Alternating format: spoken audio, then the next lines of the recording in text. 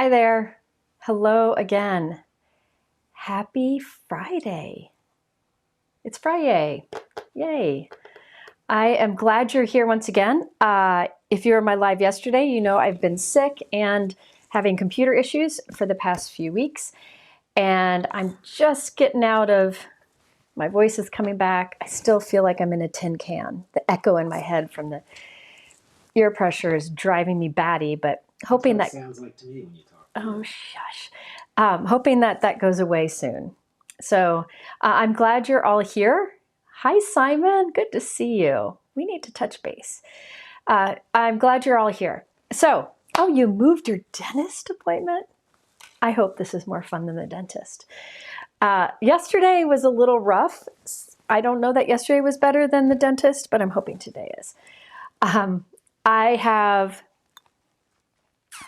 3 things planned, and I did a lot of prep today so that we can cover a lot. Hello, thank you for being here. So today there are several exciting things to share at first, and then we'll get into the crafting. So I'll spend a little bit of time going through the exciting things first. Let's get started. Okay, so I am using Pinkfresh today. I actually wanted to use these products a few weeks ago, but that's when everything went downhill. I got sick, I got my computer crashed, a bunch of things. So I'm just now getting to use it. Yes, these are dogs on my shirt. They're Vizslas or greyhounds, whatever we have Vizslas, and that's what they look like. I've had this shirt for so many years. I don't know, whatever. So I'm using Pinkfresh. So I am using some older products. Well, not too old.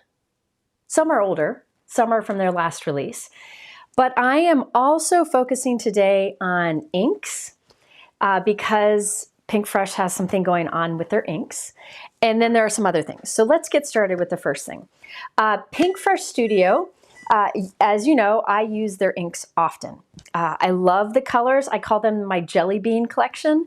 I feel like they just have really cool, happy colors. That really cover pretty much everything you need. So you've seen me use their inks a lot in videos. They're firm dye ink pads that are fantastic. They have full ink pads, they have ink cubes, and they have reinkers, and then labels for the side too of the ink pads.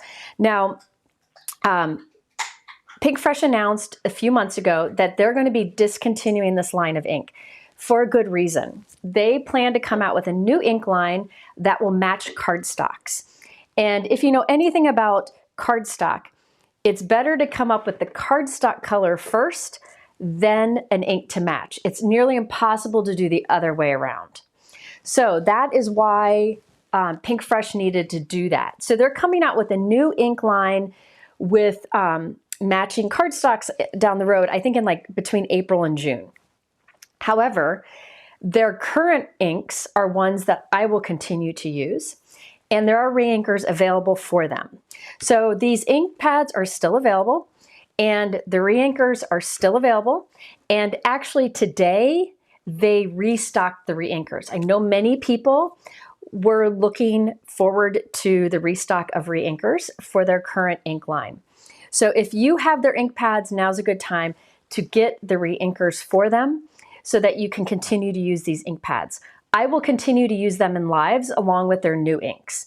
I just really like a lot of the colors in this collection. I like how these inks blend and smooth out, and you'll see some of that today. So you'll see me continue to use these inks. So we have the first special offer, because I was talking to Kinnery over at Pinkfresh. Mike, can you put up the ink special offer? Let's see if there we go. So Pinkfresh is giving 20% off all their ink pads, reinkers, ink cubes, and then labels for the side of the ink pads. So now is your chance to stock up on the reinkers or ink pads that you can continue to use for many years to come, which you will see me do, okay? You need to use my code. You got to use that code, J McGuire, when you check out. And this is through, I think, the 26th, through the 26th. All of this information is at the top of my YouTube description. You'll see something where it says special offers, and there is information on the code, the date, and where to go to shop for it, okay? So this is a great opportunity. I will be showing you how I re-ink my ink pads here in a moment because I finally have it done. And then I'll also be using these inks today and sharing some tips, okay? Basically, well, you'll see. We got some fun things planned. Now, you have to use the code at checkout, okay? So please use J McGuire at checkout, all right? The new ink line comes out in like between April and June. But this is the current ink line that will eventually be discontinued. But Pinkfresh was really good about this. They warned us a long time ago that the ink line would be ending so that if you wanted to complete your collection or get re-inkers, you wouldn't be left high and dry. So I really appreciate that they did that. Now, somebody asked about a comparison between ink lines with manufacturers. A lot of the inks are very similar. I recommend going for colors. Some ink, you can come back here, Mike. Some companies' ink pads are firm felt, which is what Pinkfresh is, and that's what I tend to use the most. Some ink pads are a foam, like a sponge, and some people prefer those. Listen, there are a lot of great inks out there, and I think a lot of them work really well, and you see me use a lot of them. I recommend, instead of like going all in on one collection, pick and choose colors that you like from different collections. Like I really love the Pinkfresh blue inks, and they're like corals. Now they've got others that are great, but those are really, really good ones. So the re-inkers are now restocked. So you can get 20% off the ink pads, ink cubes, re-inkers, and labels using my code that's at the top of the YouTube description. Okay, so I will be talking about in a moment first re-inking ink pads because a lot of people have been asking questions. But I do appreciate that Pinkfresh has been very transparent about this change and why they're making the change, and also making it so that you can still use the products you've invested in, the older ink pads. Kinnery over at Pinkfresh, who owns it, is just really mindful of this kind of stuff, and I appreciate that. Jody, I think Jody's here for Pinkfresh. There are bundles, but they're not restocking the bundles, but the bundles don't give you like a discount, really, I don't think. So you just pick and choose the ones you want. You can just add them all to your cart if you wanted to, okay? So 20% off with that. Okay, so I will talk about inks in a moment, but I also want to make sure with my code, make sure it's J McGuire capital.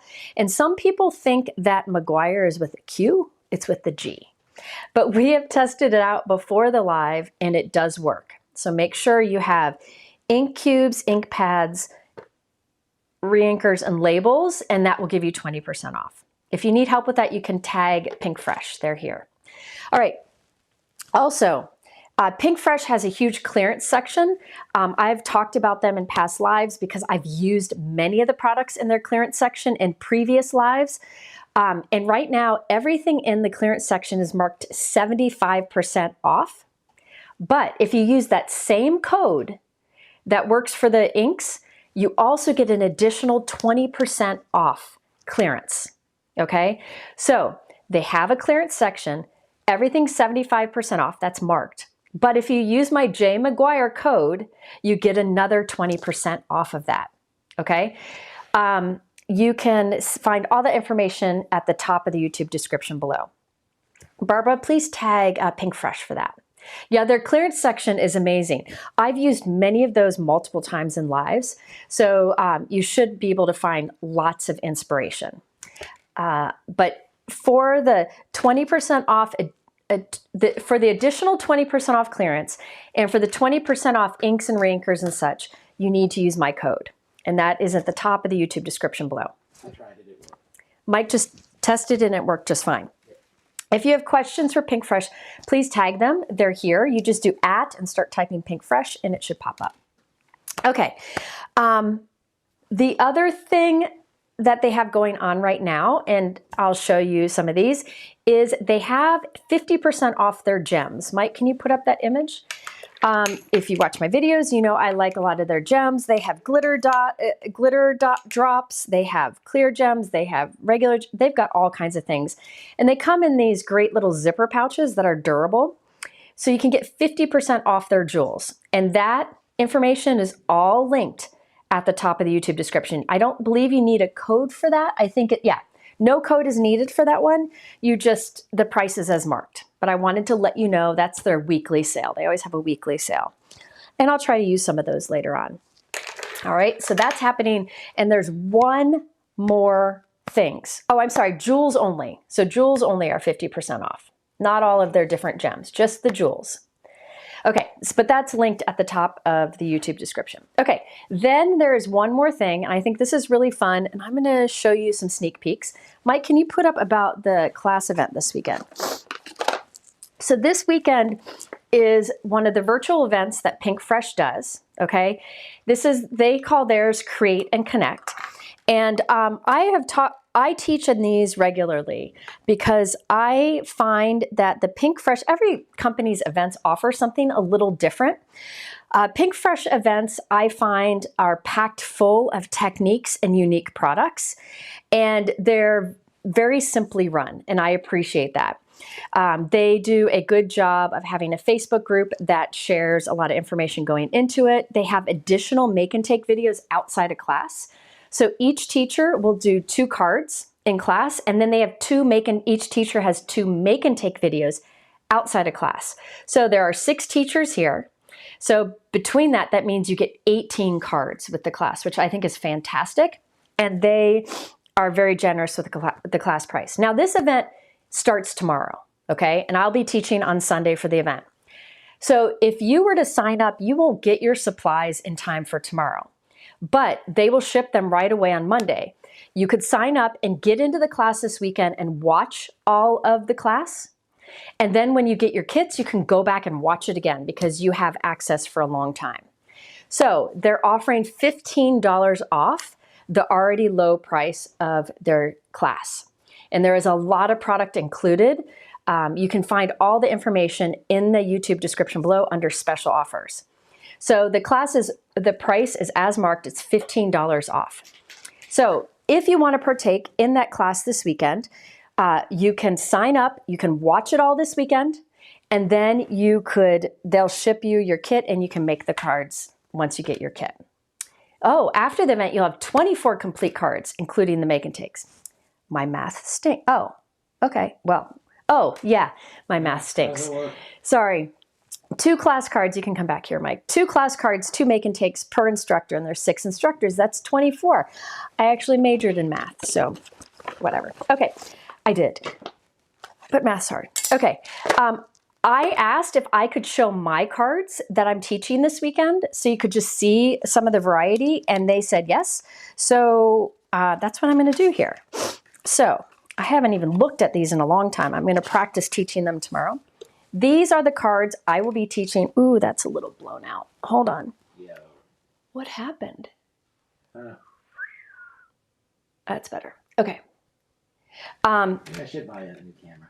What? I think I should buy you that new camera. No. Okay. So these are my 2 cards for class on Sunday. Okay. So this is the first one. It has this fun wrap like this. And then there's a little card that opens up on the inside. So you see how it kind of wraps around? And there's inking on both sides of the wrap. So it looks really cool, opened and closed. And then it just kind of hooks together to close. So this is one of my class cards. And we got lots of techniques to show with that one, okay? Then we have this card. This is my other class card. Now there's a little boo-boo on the inside, just ignore that. This one opens this way and then opens that way. So it stands really cool on display, but then it wraps closed. Isn't that cool? Something different. So there are lots of, you can see my boo-boo there. There's a lot of technique in this and modifying things, but these two are the classes I'm teaching in the class.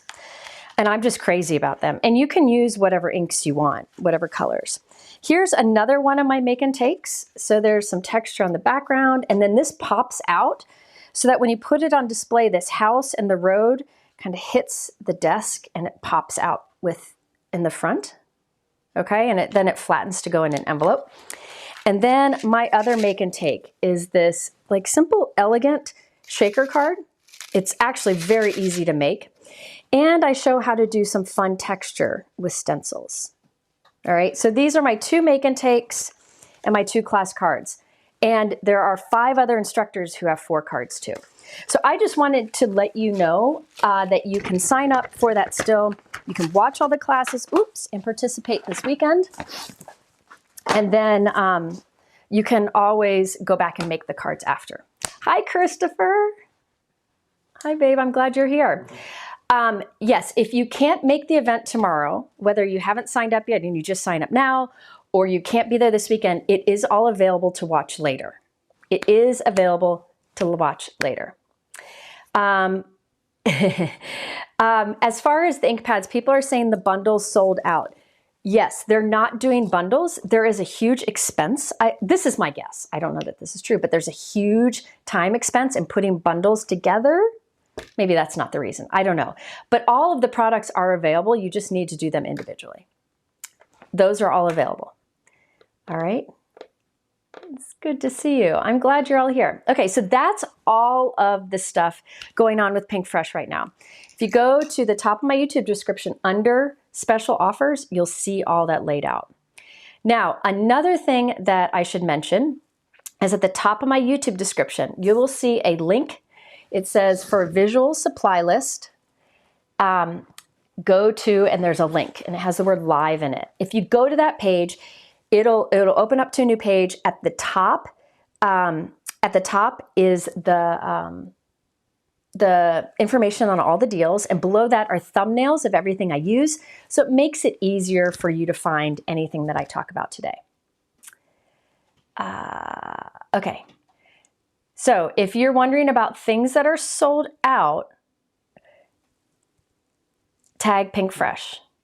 They just restocked everything. Bundles are not, they're not doing bundles right now, I don't believe, so those will still show out of stock, but almost all of the inks, I think there's one color that didn't get restocked, and that's because the manufacturer didn't send it.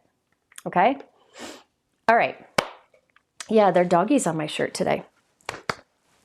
Okay, let's talk about ink pads. If you've been watching any of my lives, you know that my ink pads have been dry for some time. And every time I go live, I say I need to re-ink. Well, I actually hired one of my good friends to come over and help me re-ink because I knew it was never going to happen otherwise, because I am always in a hot mess over here. All of my ink pads have been re-inked, most of them. So I thought I asked her to save 2 of the ink pads for me to demonstrate here on how I like to re-ink. And I'm also going to show you how I store my re-inkers, okay? So let me show you. First of all, I have 2 different ways that I store re-inkers. One of them I prefer, but you know, I just want to show you different options. This is my first one. This is the Pinkfresh Studio's Reinker Case. So this is what I prefer. Oh, it's not zip shut. This is what I prefer. They have different cases for like their mini cubes and such. I love this case because it is zipper shut and it's compact. There's not a lot of wasted space here. And when you open it, you have all your re-inkers. And there is like a plastic form in there to place your re-inkers. So here are my 2. All right, so this holds 1, 2, 3, 4, 5, 6, 7, 8 times 1, 2, 3, 4, 5, 6, 7, 8, 9. So 72 re-inkers, okay? Now, you can use this re-inker case for other brands of re-inkers if you would like to, okay? So I'm just letting you know that. I just really like this case. I think it's high quality. Now, I know some people are going to ask about how I labeled my re-inkers, so I think I'll show you that. Let me show you here. So if you look under here, let me lift this off. I used you don't need to do this, guys. You don't need to do what I'm showing you. This is if you want to make it faster in the future. This is something you could do with alcohol inks also, but I just think it's handy, and I just wanted to show you this. So I used 2 circle dies, one bigger than the other, and cut it from white cardstock and then inked over it with this. This is the Pinkfresh Meadow ink. Okay, so I have this colored donut. And I just slide that donut over the top of the lid. So it's just hooked on there. It's not stuck, it's just floating there. Oops, see? And then I printed a label, made extra long so that it just wraps around and sticks to the side, okay? So that's how it holds on there. This is, I use with my P-Touch label maker, my brother label maker. I just use the narrow tape. There's a 6mm tape. So I just have that go across there. Now you can see I used to just do a little dot of ink at the top, like a little dot of cardstock with the ink, but I wanted to have the label across the top too. Now this is absolutely not necessary. You don't need to do that, but I knew it would save me time in the long run. I will say Pinkfresh ink pads do not need to be re-inked often. So doing this probably wasn't worth the time. But if you have any other companies that have foam ink pads, like the soft spongy ones, those do need to be re-inked often. So it might be handy to do this. Otherwise, all of the reinkers will look exactly the same from the top and it's hard to find the different colors. But it just depends. Some people love this kind of organization. So I'm just letting you know that, okay? So I also have here, this one's not organized. I'll tell you that right now. I have another set of the reinkers here. This is because I bought a set and Pinkfresh sent me a set, and that was accidental. This is the other container that I use for reinkers. This holds 1, 2, 3, 4, 5, 6, 7, 8, 9, 10, 11, 4, 5, 6, 7. This holds 77, right?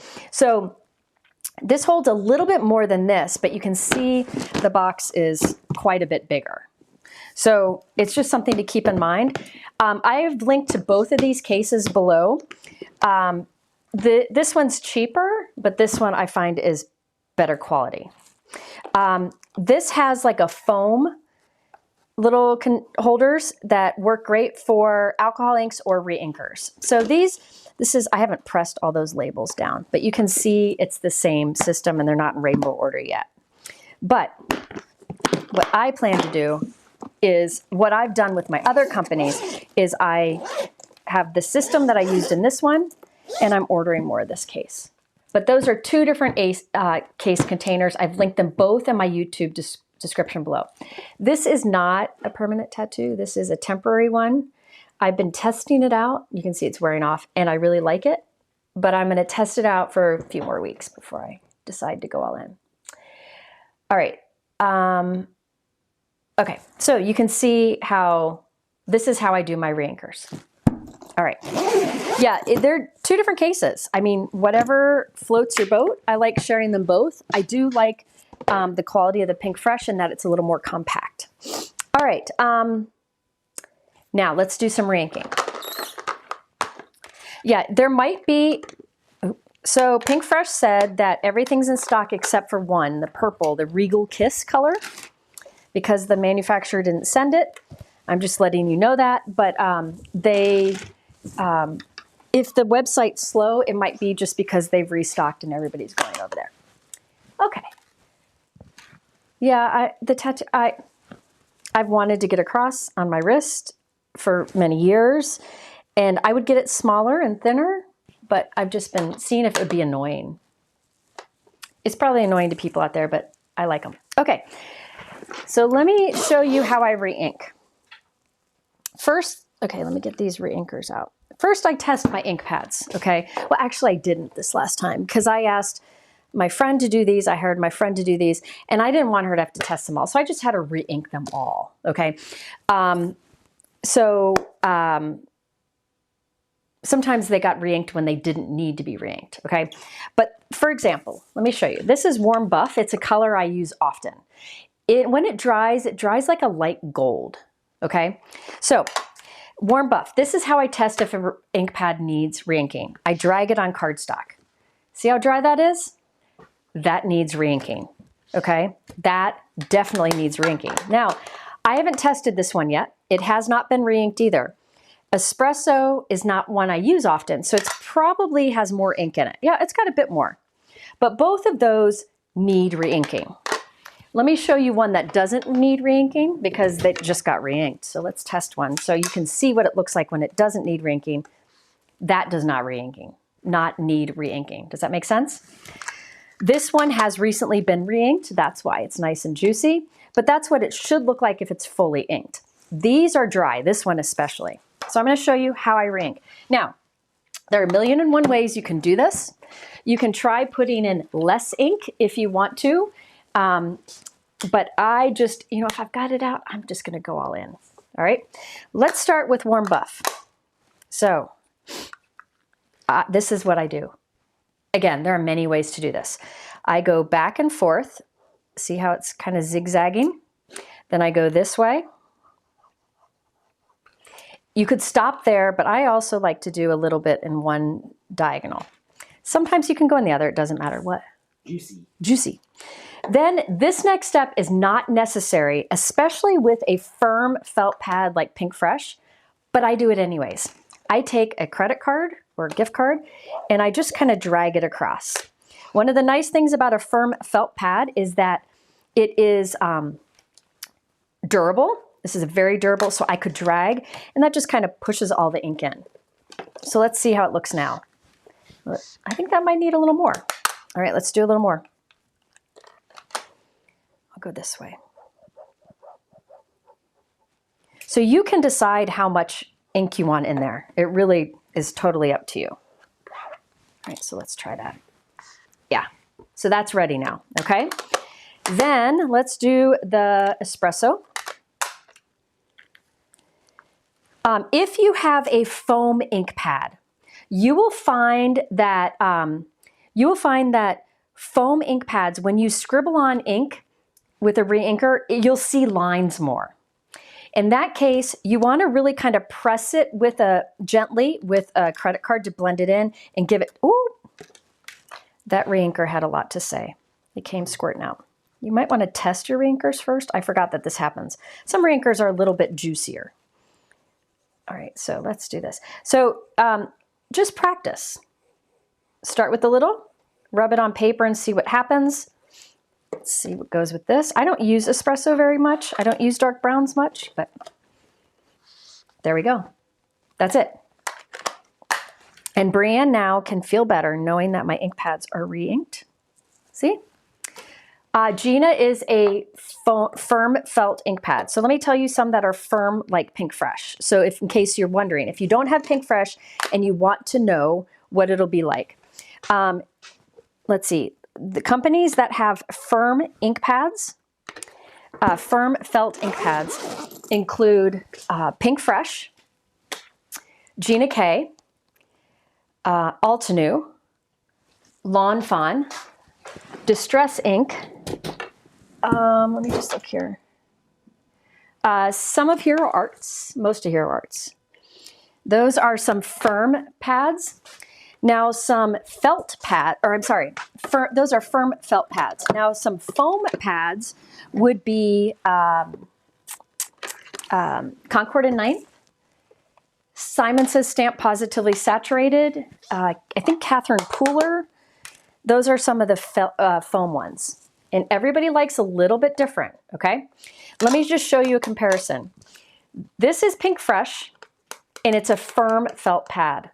This is Ballet Slipper, and it's a foam pad. So firm felt, soft foam. Let me show you a difference. So firm felt, can you see it there? It looks like a fabric stretched across the surface. But when you press it, if you watch me press it from the side, it doesn't give. I'm pressing it firmly and it doesn't give a whole lot, okay? But a foam pad, this is Concord and Ninth foam pad, watch, from the side, see how it squishes down quite a bit, okay? They're both great. But see how much ink will come out of it when you really press it down? I like both types of ink pads. Some people have favorites. Up to you. The only difference, like the big difference I see, is foam ink pads don't hold as much ink, so you need to re-ink them more often. Okay? All right. Does that make sense? Would any company's reinkers fit into the Pinkfresh ink case? Okay, yes. With exception of, let me see, we'll test it, Distress Inks. I don't think Distress Inks will, but we're going to try it. I know Gina K will, Altenew will, Hero Arts will, Lawn Fawn will. I don't think the Distress Ink will. Oh. They fit in there, but this gets a little bent over. So this is Distress Ink. Let me see if the Distress Ink Reinkers fit in the other one. See, Distress Ink is a different animal to me. Distress Ink, I feel like you need the reinkers with the ink pad. So I have a cabinet that has all the ink pads, and next to the ink pad is the reinker and the blending tool. So I don't store them this way. Okay, so this Distress Ink would fit in this one because it's taller and it just hits right at the top. But all the others should be fine. Can you scroll it, Mike? So there is some information on reinkers, okay? Yeah, Lisa Horton ones are a little bit taller, I believe. Yeah, reinking is important. But here's the thing. I find firm felt pads really need to be re-inked. In fact, this is the first time I've re-inked my Pinkfresh ink pads. And I use them a lot. But I will say, some of the colors like Waterfall were super, super dry. All right. Okay. Yay. Okay. All of those two cases are linked in the description below. Okay. Yeah, I like the firm felt. I think the reason I reach for firm felt more often, in some cases, is because it's what we're used to. It's been out for a longer time, so it just depends. Pigment inks. Pigment inks. Let me see if I can find, let's do my white. That's a good question. Let's do white. Let me show you, good question. There are some pigment inks that are common, such as white pigment ink or like a metallic. This is Pinkfresh Calico White. Now you'll see, let me show you a sample of this. This is thick. See how thick it is? It's like paint.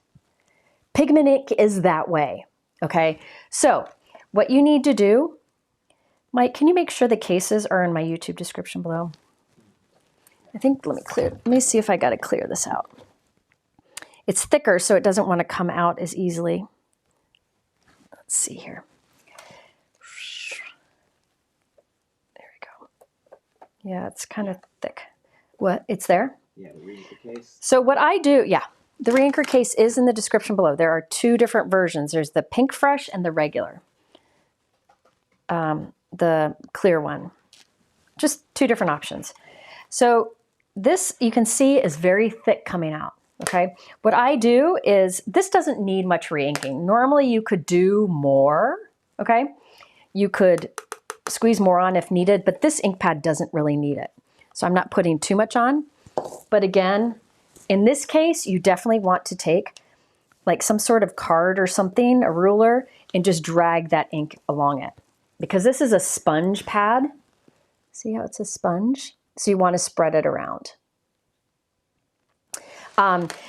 If you ever buy a pigment ink, white pigment ink, either Concord and Ninths or Hero Arts or Pinkfresh, anybody's, you want to get the reinker because that is one that performs best when really, really inky. So that is one I do reink often. Okay? But you do it in the same way, but mine doesn't need much ink, so I didn't put much on.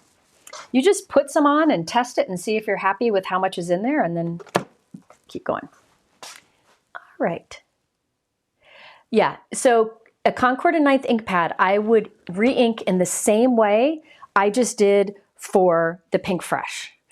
But I'm just telling you, when you put that re-inker on to that foam pad, you'll see scribble lines, but just use like a card to gently spread it out a bit and let it absorb in and it'll be fine. Okay? Yep.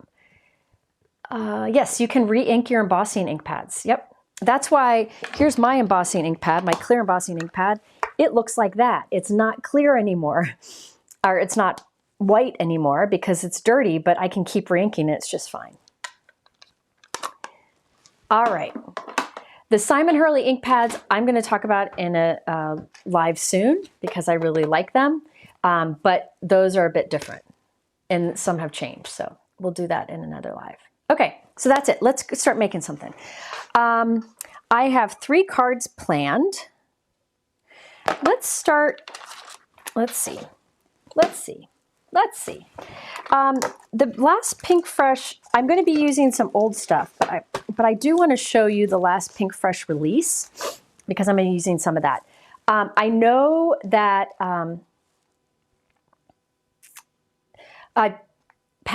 Cherry Blossom is a little more like of a happy pink. Ballet Slipper is a little more dusty pink. Okay. They have come out with, Pinkfresh has come out with like this stitch edition type of products, which is really fun for those of you like me who like to either cross stitch or sew or whatever. But again, this is me wanting to use more unique stuff and not always using florals, okay? So that's what I'm working on here. Now, I'm showing you just some of the products. There are more in the collection. I have a link to their new stuff at the top of the YouTube description, but I'm going to make 3 cards. 2 are more involved and 1 is super quick. All right, so let's start with one of the first ones. Let me show you some of the products. First, this is the Notion Story. The Notion Story has 2 dies. There's also a stencil set. And it allows you to create these, well, let's see. It allows you to create some of these elements here, where you can create like these bobbins with thread on it and then buttons, okay? And it goes along with another line. Let me show you this. Oh, please. So that's a Notion Story dies and stencils, and it goes, you could use them separately, but it goes along with the thread spool. So there's a stamp die and stencil, and it creates the little like bobbins that you can put your stitching and buttons on. And it allows you to add some details to it, or you can keep it simple, but these are all designed to work together, and they have the special thing that Pinkfresh does to make it line up really easy, which I'm going to demonstrate this all right away. But we have the Notion Story and the thread spool. All right, I'm going to be using those, and then then you'll see me use some of the other things as we go, but I'm going to start out with that first, okay? There are other things in this collection, like there's a large spool, and there is this lace. I'm going to show you all that, but let's get started with the first card. So then you'll be able to see it a bit, make more sense, okay?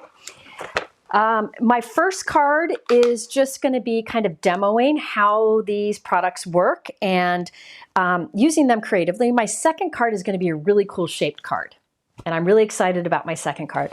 Then the third card is actually a background I made in a previous Pinkfresh live, and we're going to finish it off because I'm crazy about the background. Okay, so my first card, I already did the background off screen because I wanted to save time and make sure that we have lots of things to share. I'm really excited about this. So this is the Stitch Edit Heritage Lace. So this is new from Pinkfresh, and it has 1, 2, 3, 4, 5, 6, 7 different lacy borders. And you can see there's a lot of detail to these. And all you have to do is cut them out, and you can get all of these detail looking things. I haven't popped the little bits out of it yet. Now I just used the Heritage Lace dies diagonally on the background of my card. I am going to use these again on my next card, and we're going to do some fun inking on it. All right. So really the inking is going to start on the second card using these. Right now, these Heritage Lace dies I use kind of as a backdrop on my first card. So let me show you up close. Can you see how detailed that lace is? So what I did is I created a background panel. And then I cut a bunch of the lace borders from white cardstock. And I put them at a diagonal. You want to know why I put them on a diagonal? It's easier to line them up. I don't have to try to keep them straight, okay? How far am I from Disney? 3-hour plane ride, okay? So there we go. So see look at that detail. I mean, it's fantastic. There's like embossing on it, you know, like the little faux stitching and lots of detail. Okay, now I want you to notice that the border die cuts are, I think they're 4 1/4 wide. Yep, they're 4 1/4 wide. So if you have an A2 panel, they stretch across it perfectly. See, they fit from side to side. But I wanted to make my background bigger. So this background is an A6 background. It's about 4 1/2 by 6 1/4 inches. This is 4 1/4 by 5 1/2. This is 4 1/2 by 6 1/4. I love A6. I wanted a bigger space to work on for the card design that I'm doing. You could do 5 by 7 if you prefer. But because these are shorter, see how this won't stretch all the way across? What I did is I just cut 2 and then overlap them. You can't even see. Like you can't even see where I overlap. See, this is where this one overlaps. So I was able to make it stretch longer, okay? But look how that tone on tone. Now, I just did white tone on tone. It's one die cut, glued, like one layer thick, glued down. Look how beautiful that background is. I could have done these all in different colors. I could have done a lot of different things with this, but I did just white on white because I'm putting stuff on top of it. This is just for the background, just to add interest because I think it's beautiful. Look at the detail. Where is it? See the detail in this here? Isn't that gorgeous? Okay. So this is this Heritage Lace dies, and I just use them as a backdrop. So let me show you. This is about 4 1/4, or this is about 4 1/2 by 6 1/4, a little bit smaller. And what I want to do is create some of these little bobbiny type things to kind of fill the background and add a sentiment. And when doing that, I can show you some inking techniques and also show you this type of product from Pinkfresh and why I use it so much. All right, so I want to have little bobbins scattered around the background. All right, so these are the bobbin dies. It's called the thread spool. And there is the die. You can see there are 4 different kind of, I'm calling them bobbins or spools, whatever you want. There are 4 different shapes. And you could use those with or without the stamps. Okay, I'm going to show you what they look like with and without. So there are the dies, the stencils, and the stamps. And you can pick and choose. And I really like some of the sentiments in here, tied with love from the heart for you. Thank you for holding everything together, and gentle thoughts your way. There is also another sentiment set, which I'll show you in a bit, that also has like handmade sentiments in it. Okay. For this, yes, I used 110-pound cardstock. Okay, you can use whatever you got, but 110-pound always works. Anything over 90 is usually the best. All right, then along with that, I'm using the Notion story that I showed you before. This gives you some thread that you can add to your little spools and some buttons. And I'll show you how these work, but keep in mind, you could instead use real buttons and real thread on these, okay? Just keep that in mind. I'm going with all paper today, but it's up to you. So I did a little prep off screen. I took the Thread Spools Florals, which is this stamp set here. This is one stamp here that has these 2, and this is one stamp that has these 2, and it gives you a floral edge that'll go on these spools. And I stamped them off screen twice each with Misty, I think it was Misty Coast. Yes, Misty Coast, which is like a nice gray that lends a little green, which works great because it kind of goes with the floral. Okay, so I've stamped these off screen. I don't know which one. There's one I need 2 for. I think it's that one. I kind of planned out how this card's going to look. So, okay. So what we're going to do is use the stencils to add a little color to these, and then we'll cut them out. Now, I want these little spools to be subtle. I don't want them to be really bold. So that's why I stamped my floral with light gray instead of black. Okay, I wanted soft because we're going to add things to it and I don't want it to be overpowering. I may change my mind, but we'll see. Yeah, I think I'm going to go with that because, yeah, I think the white on white is going to be really cool. I think. We'll see. Otherwise, I can add a little inking to the edges. Okay, so this is one of the stamped images from the Thread Spools Florals. And then remember, there are stencils that color it in. Now, you could use a marker if you want, but these will line up with these stamped images. So I'm lining it up, and this will give me a quick color application to these. So I'm going to go with, I'm going to do kind of a rainbow, so I'm kind of planning. This one I want to be in oranges, and this one I want to be in pinks. So I kind of planned this out beforehand. So I will get, let's do orange. We'll do Sun-Kissed because that's light. And I'm going to go with Sparkling Rose. So these are some of the Pinkfresh ink colors that I really like. So I'm going soft first on, let's see, this one I want some pink. So I'm going to mask off here so I don't get it on all of it. You'll see it'll start to show here in a moment. Do a light amount of Sparkling Rose over this. These are the Pinkfresh 1-inch blending brushes. I have them linked below. I call them the magic brushes because you can easily blend with no problem at all, and it's smooth. You don't have to put a lot of effort into it. So that's just pink. Now I could do like some dark to light kind of action going on here, but I'm going to skip that. All right, now on this side, I wanted some oranges. Let me make sure that's right. Yes, I want orange on that. So we're gonna go with Sun-Kissed. Let me grab an orange brush. And I want this to be light. Just do, again, you could do multicolored blending here. You could do light to dark. I'm just putting down some quick color because this isn't really a focal point.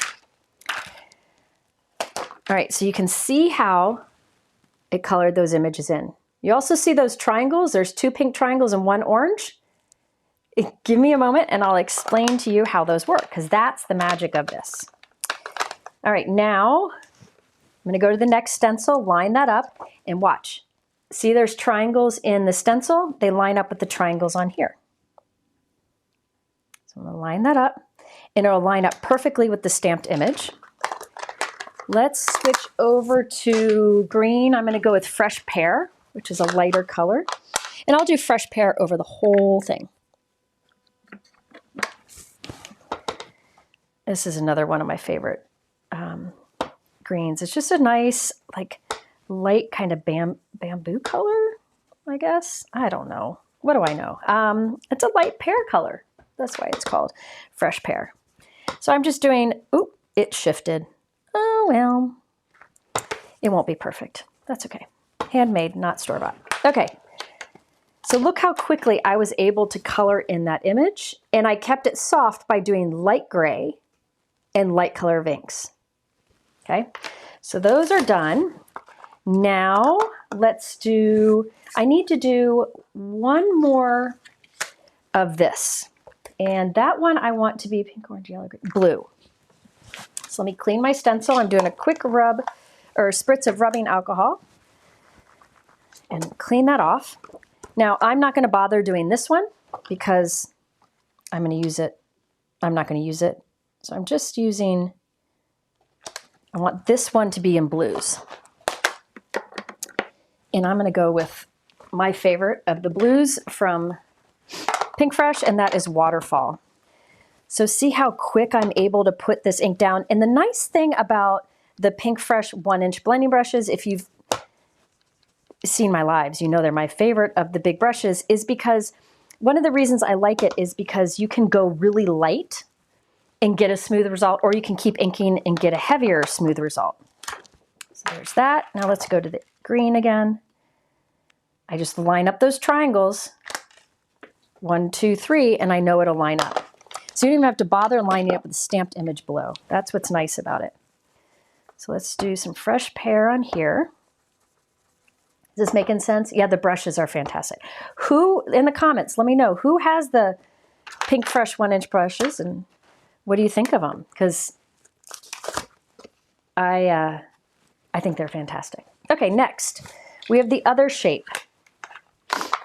So that's the other half of the stencil. So basically the top half of the stencil does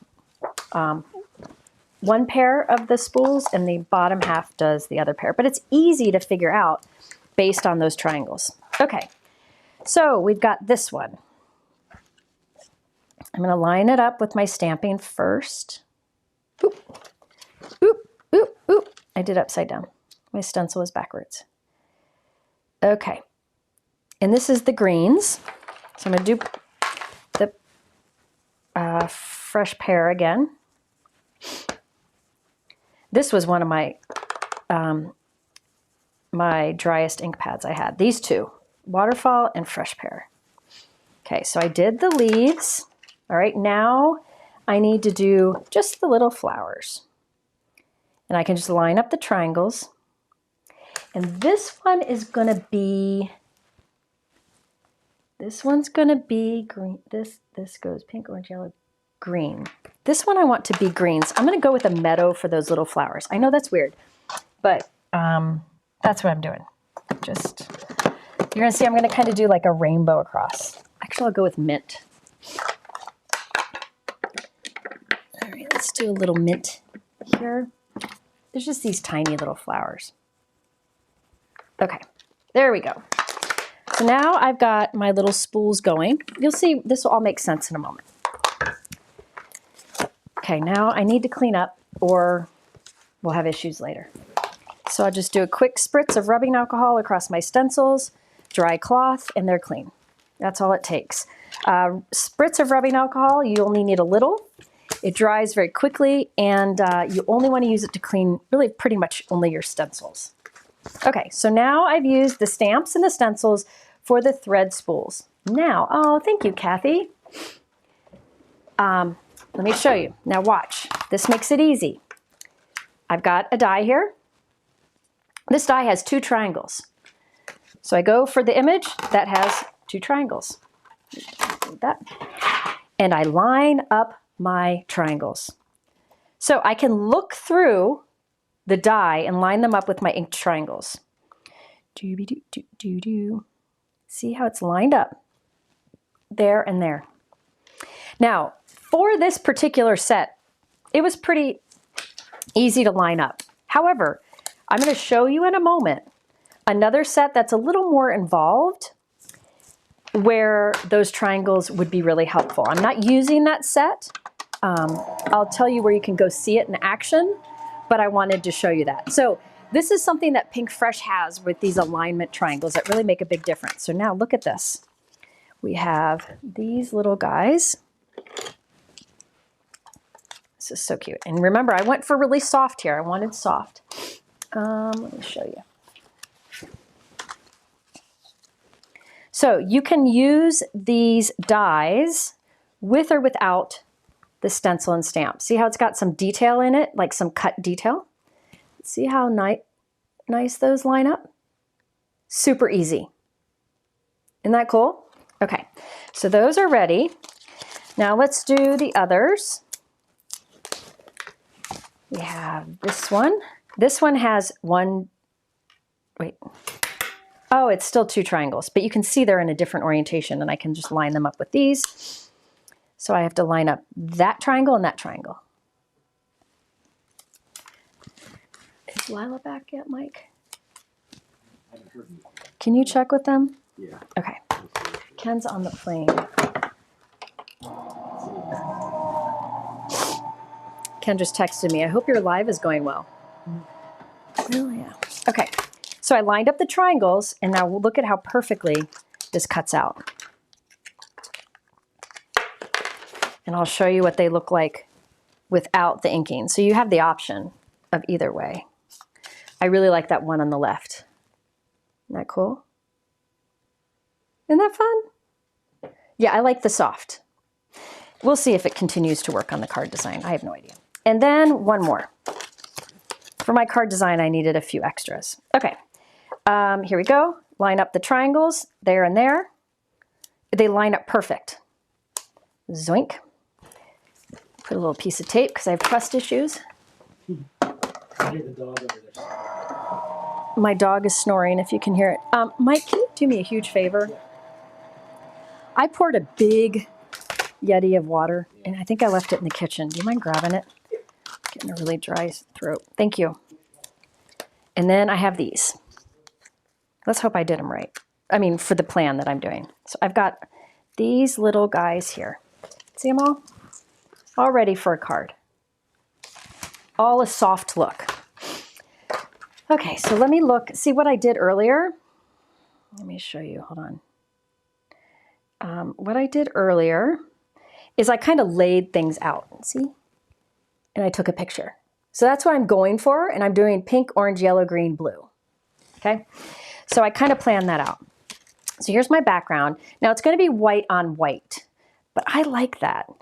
If you don't want white on white, you could ink the edges, but I really like that.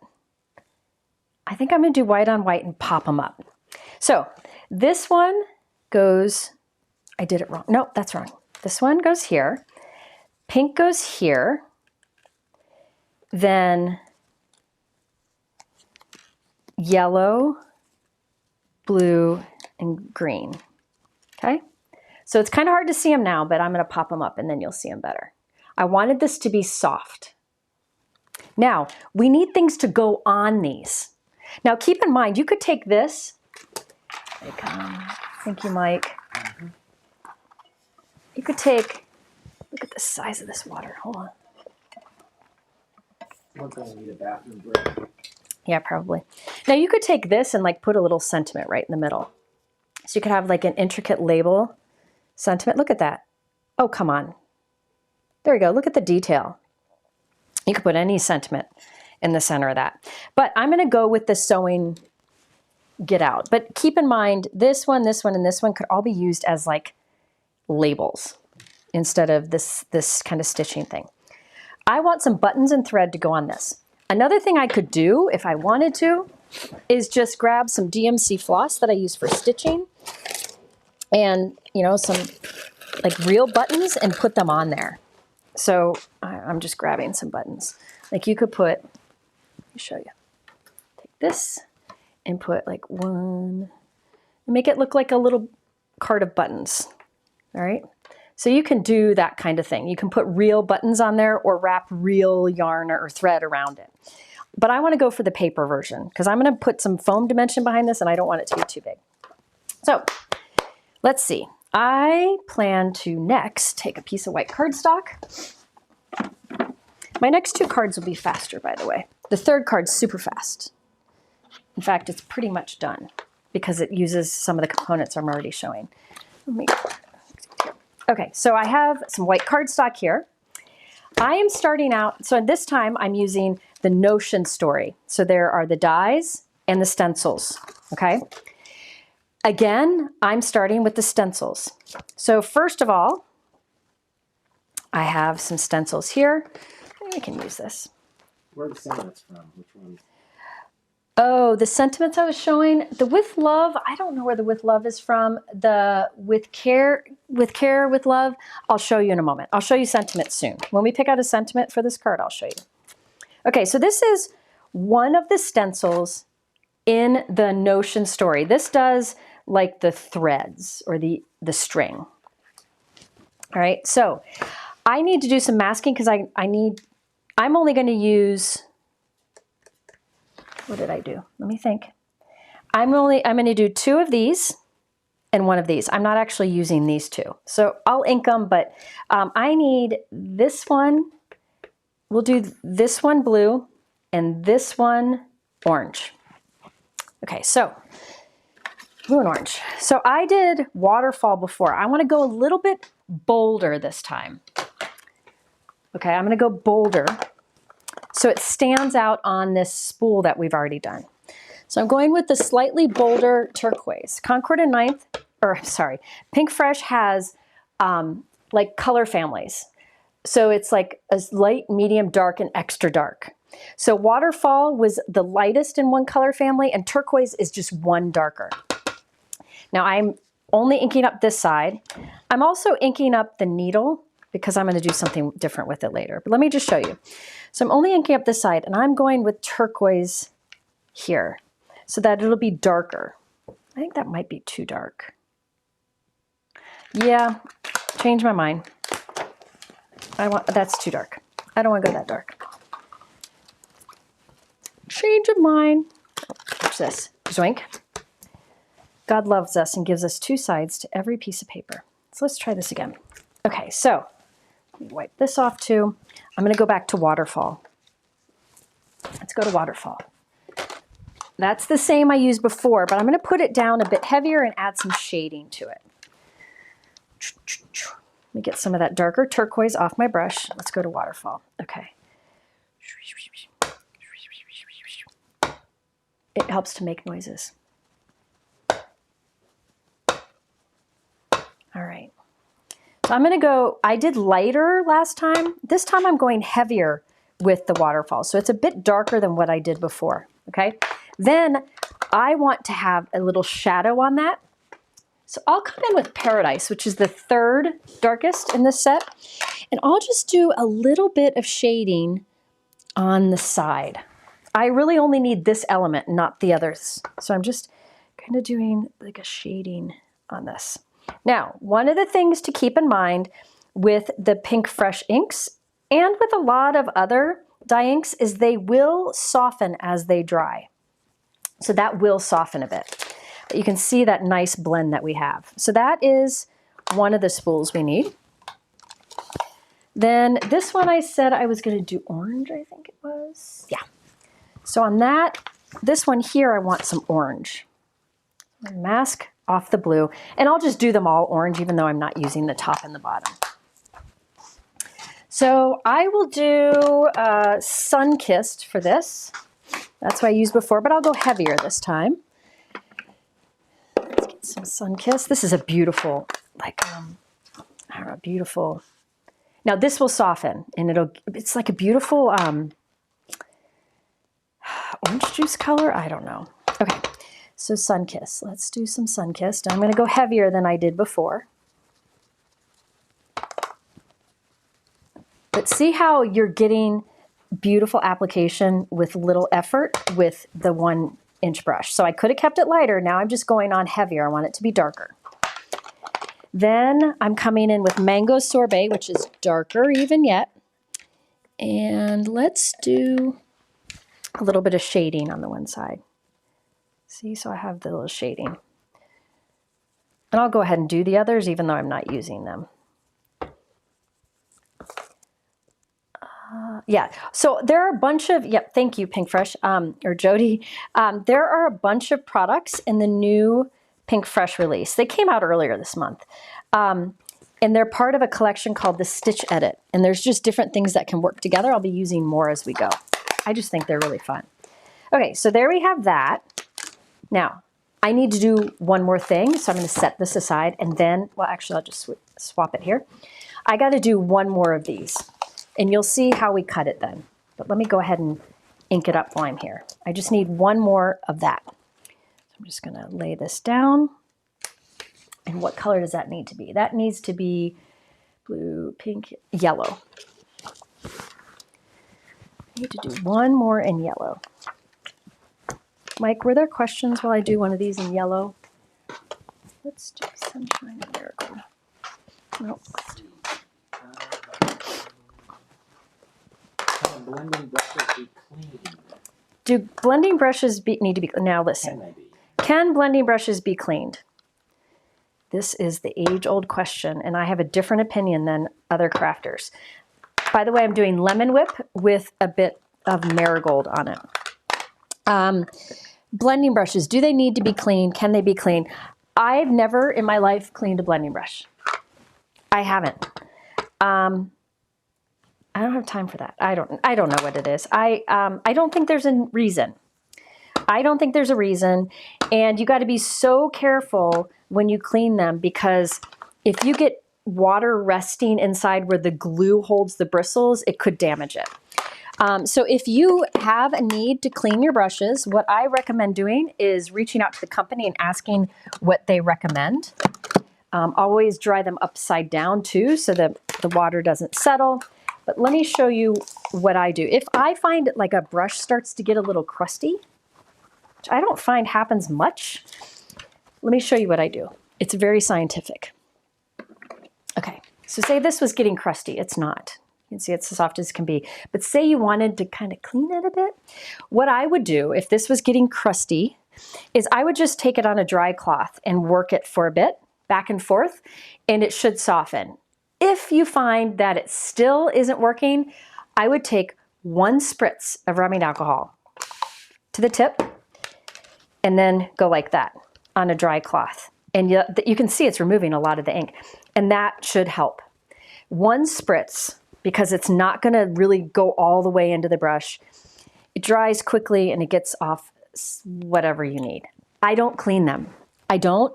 I know there are other crafters who have done videos on how to clean brushes. You can check those out, but it's not something that I do. Yeah, I don't clean mine. I don't want to clean. Why would I look for reasons to clean? All right, Mike, can you scroll it? All right, so now I've done this here. And so I'll take the die that goes with it. And this will add the details. Again, triangles, 1, 2, 3 triangles. So I'm lining up the triangles. I can't even see through it, but I can line up my triangles. Trust issues, so I will put some tape on it and run this through. Now, with these dies are very intricate. So I put in a shim to make sure that it really cuts through. Another thing you can do is run it through twice. You can get a metal shim for any machine you have, and that I only use when needed. Like when you need like just a really intricate die. But look at this. Look at this. How these cut out. Now it also cut out these here, but I'm not using these, and it cuts out this thin needle. But I cut mine from silver, and we'll do that in a moment. So now this will get glued onto the spool right here, like that. And this orange one's gonna go up here. Now we gotta do the others. There's a yellow, remember? So I'm just gonna line up my triangles and see how it cuts it out. So what Pinkfresh does is the stencil inks a larger area than the die cuts. So it's got a little wiggle room. It has a little bit of, what do you call it? A little give, so you don't have to get it just right. Okay. Yeah. Here, Mike, do a poll. Will you do a poll? Mike's gonna do a poll. Do you clean your blending brushes? Yes or no? I'm just curious, because I don't. All right, here's my yellow. And the yellow's gonna go right here. Now we need some buttons. So you can see how it inks a little needle. But I did my needle from some silver cardstock. So I have that ready. Okay, Mike's gonna do poll. I'm curious. Next, we need some buttons. So I need some pink buttons and I need some green buttons. So I'm gonna use the stencil. This won't take long. We could also do additional buttons that we can scatter, but here we go. Put the stencil down. This is the other stencil in the Notion Story stencil set. I want these to be pink and these to be green. So I'm gonna mask. There we go. Mask this way. So I'll do pink up here. So once again, I will do Sparkling Rose, which is what I use lightly on the background. And I'll go heavier this time. I don't need the square buttons for the particular card design I'm doing, but I have them in case. Oh my goodness, I'm slow as molasses. What did you figure out with Lila? Yeah, she looked great. Where are they? Are they getting Gina? can you ask, please? Thank you. All right, so I did sparkling rose, and then I'm going to go darker because I want this to pop with a bit of raspberry bliss. This is a great, like, bold pink. Okay. Now there's a lot of ink in this, guys, so I'm going to tap some of it off inside the lid. And then I'm just going at the center. So, like, one side of the button will have a darker shading to it. That's just a fast way to do it. All right, so there are my pink buttons, and then I need some green buttons. And that will be with these down here. And for that, I need to go a little bit more green. I think I'll go with key lime and olive. Key lime is one of my most used greens. So we'll apply that.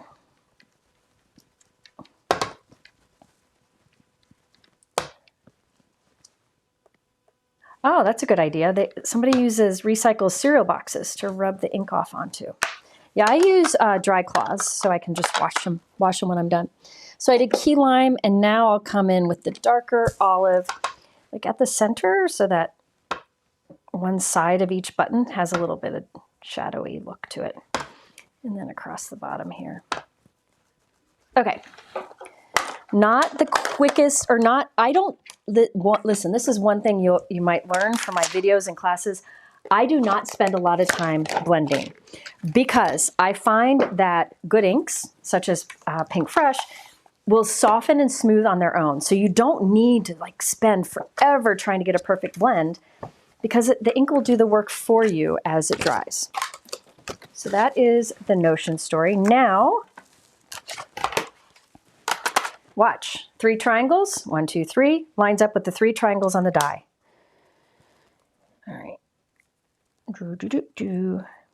Let's put a piece of tape on that because I have trust issues. Yeah, whenever you use rubbing alcohol, you don't want to use much. 1 spritz, 1 soft spritz is all you need. You don't want to be spraying a lot of that.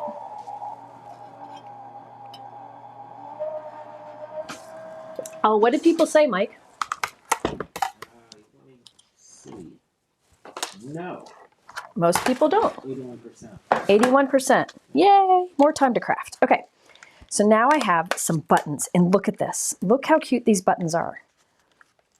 These are the ones I'll be using here. But it cuts all of these different ones. Squares, smaller circles, and then the longer ones. And it has detail. Like you can see little holes punched in them and such. These bigger ones have 2 little hearts for holes. So you can actually stitch these onto your card, which I'm not going to do today because I'm lazy, but you could. You can see there's little holes in these. Okay, so you're able to create a bunch of buttons, and you could do them all different colors if you want. So that is the Notion story. Now let's start putting all these together.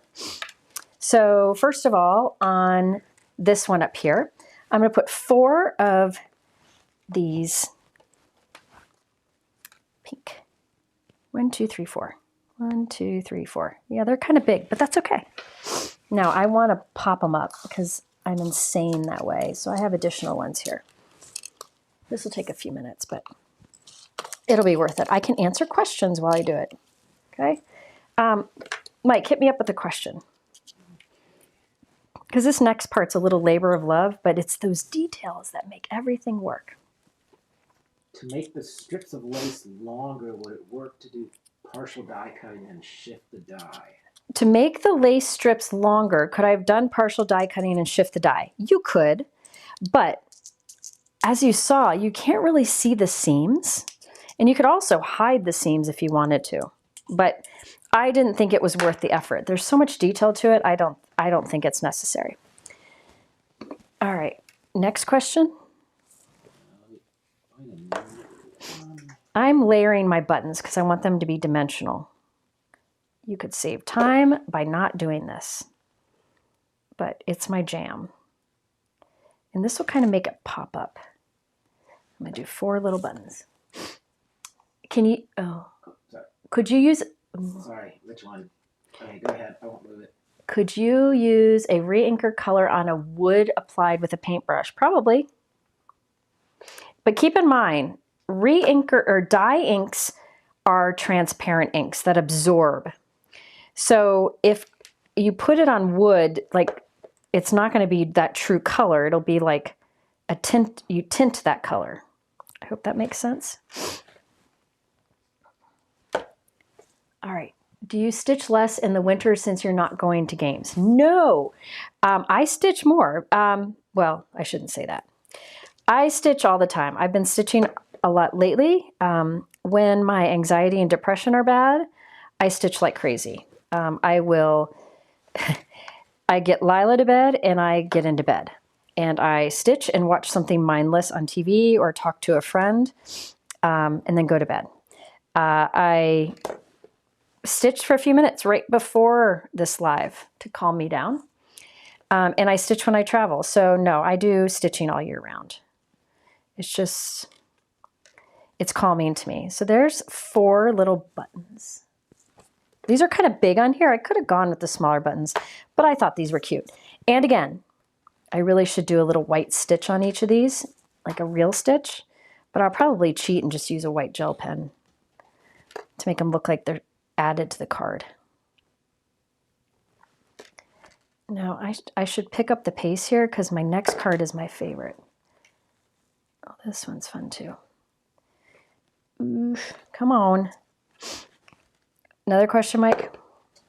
Do you need separate brushes for each company of ink? Okay. Or like a set of brushes for... This is a great question. Do you need a separate blending brush for different companies? The answer is no. The only time I recommend different blending brushes is if it's a different type of ink. Okay? Let me just put something on this drink.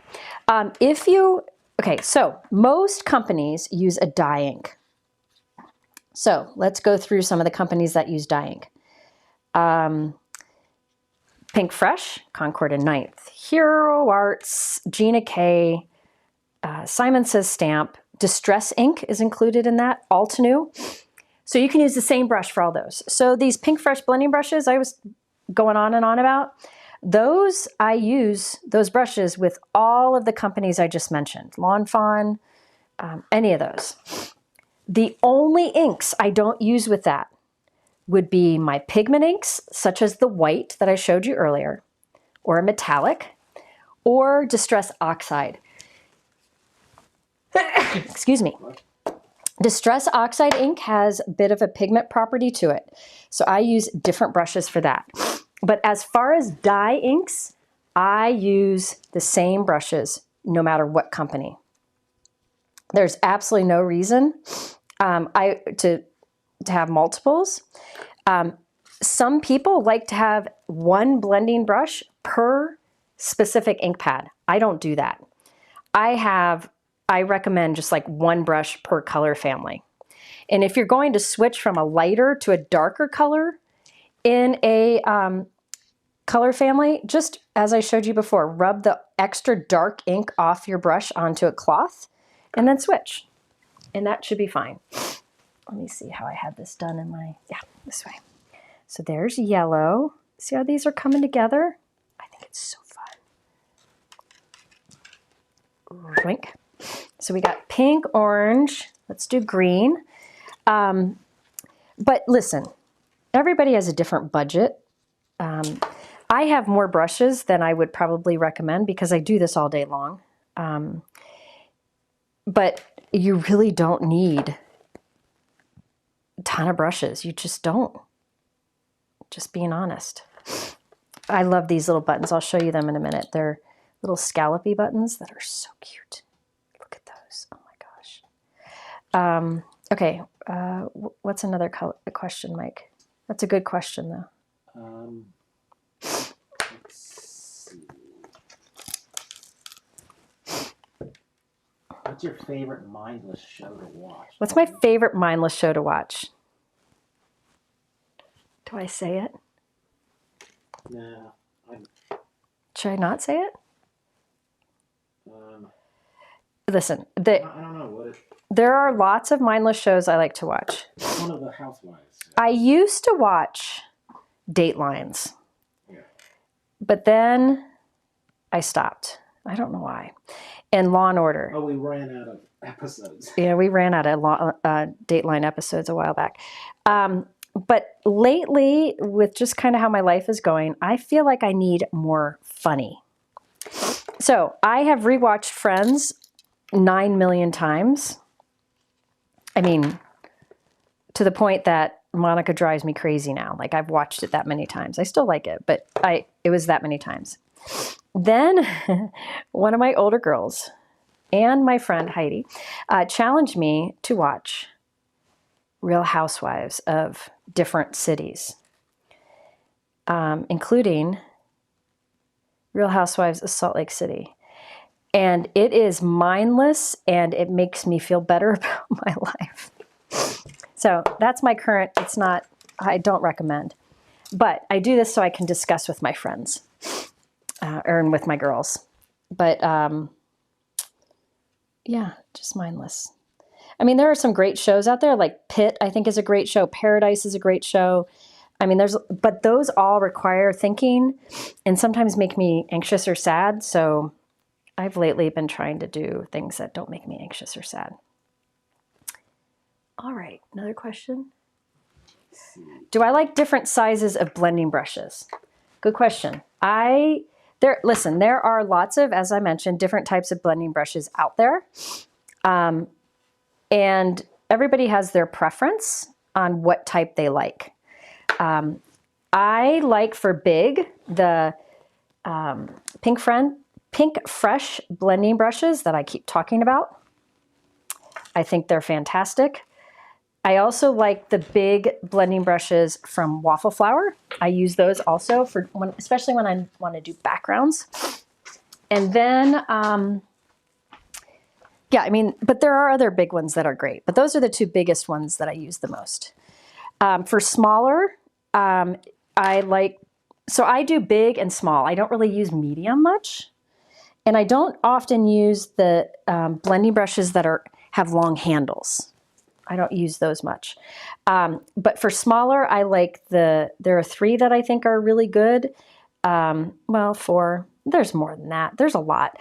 But the 4 that I would reach for the most would be the Pinkfresh, not the teeny one, but I think it's like a 1/2 inch. The Alt New mini blending brushes, and Gina Case mini brushes, and Waffle Flower's dual end, so you could have less brushes for more colors. But I do think you should have a small and a large. I recommend one brush per color family. I don't think unless you do a lot of like blues, you could get a light blue brush and a dark blue brush, but I don't think it's really necessary. Oh my gosh, that's going to be cute. I got my little needle here. All right, now I'm going to pop these suckers up because I want dimension. And then I'm going to put on some silver. Not silver or gold. I'm going to go silver string. There we go. Hold on. Yeah. Okay. So I'm going to start popping these up. I want a lot of dimension on these. Now, you will see in the video, my white spools kind of blend into the white background, right? If you don't want that to happen, you could ink the edges a bit, or you could have used like a color cardstock on these little tags or these little spools. But I wanted the foam tape and get that shadow, okay? So it's up to you, but I'm not going to ink the edges. A lot of people love inking edges. It's just not something that I do much anymore, but you can if you want a little more definition between the spools and the background. Was I at Epcot on Friday? Yeah, I was. I was at Epcot on Friday. A friend named Whitney came up and introduced herself, and a couple other people did too. The only one whose name I caught was Whitney, but you should have said hi. But yeah, I was there with all my kids except the one who had a baby. See how it just pops up more when you put that behind it? Yes, you can thread the needle, and I might try to do that. I'm going to show you some other products you could use on here too, but this is almost done. I know this card's taken a while, but I think it's worth it. Sometimes labors of love. Love. Now I'm thinking I might go put a little, let's see what this looks like, a little silver string at the hole of these, top of these.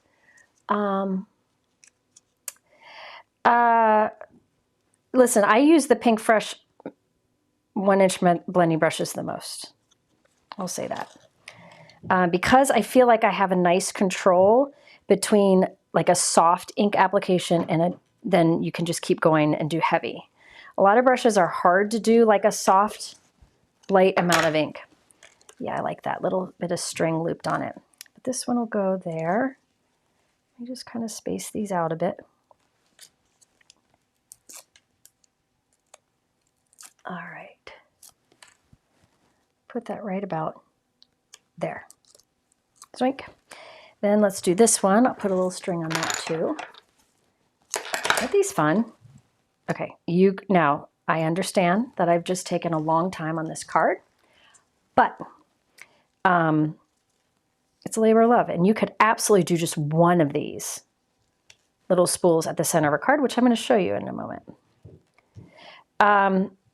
Does Gina K Connect matte take longer to dry? Yes, it does take a little bit longer to dry, which is nice because it gives you more wiggle room time. But Gina K, I've been using her Connect liquid adhesive for years. I love it.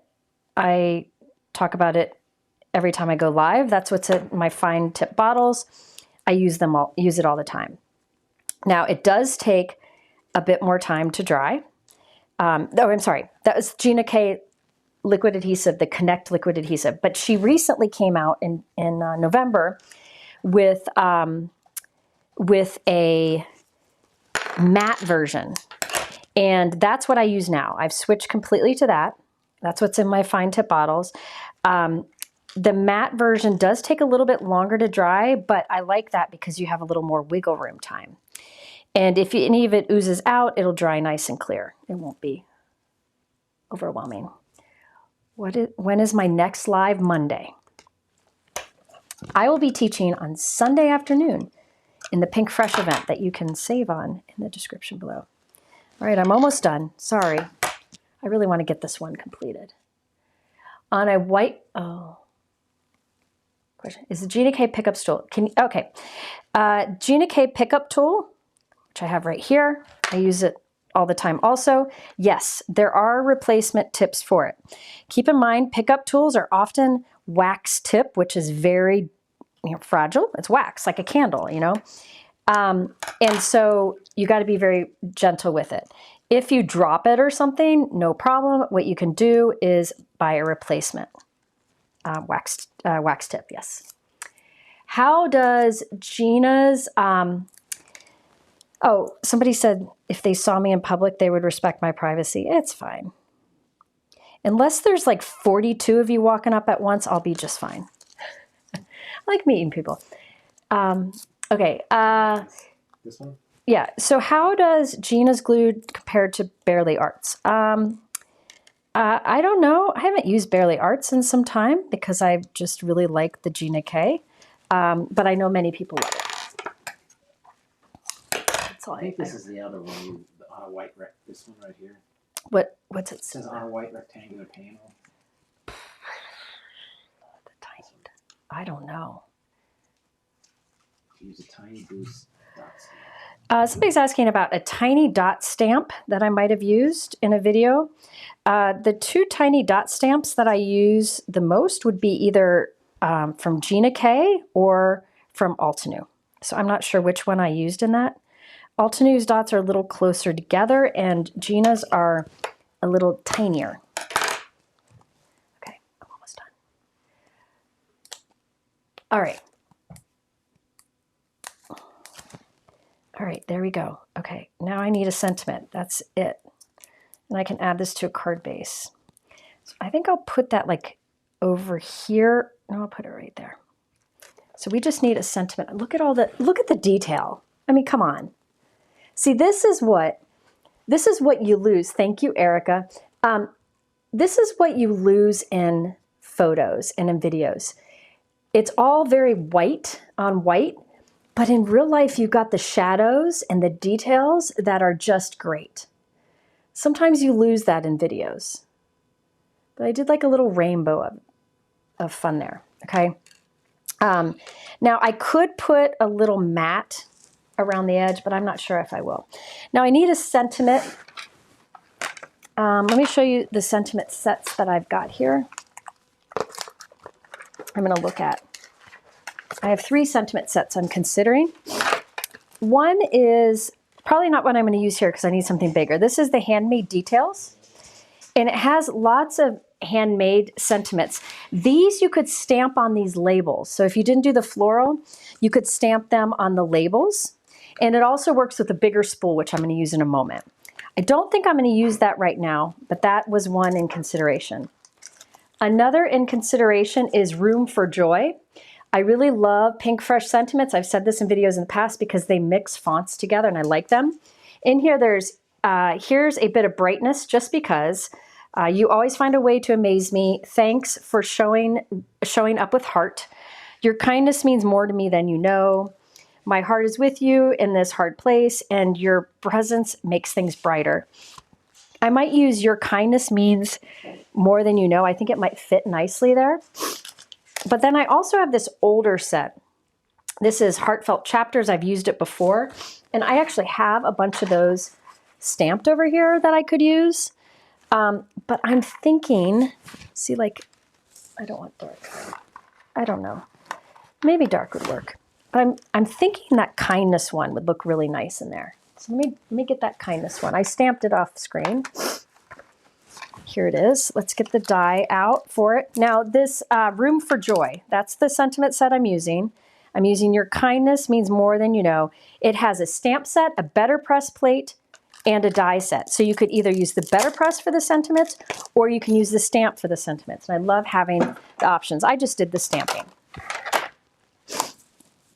All right. Do you know if they're getting Gina or not? They have her. Are they going to? No, they have her. Oh, they have her. She's here. Yeah. Okay. They also need to figure out what we want for dinner. Okay. Do you know what they're doing tonight? Are they going to Wildlife?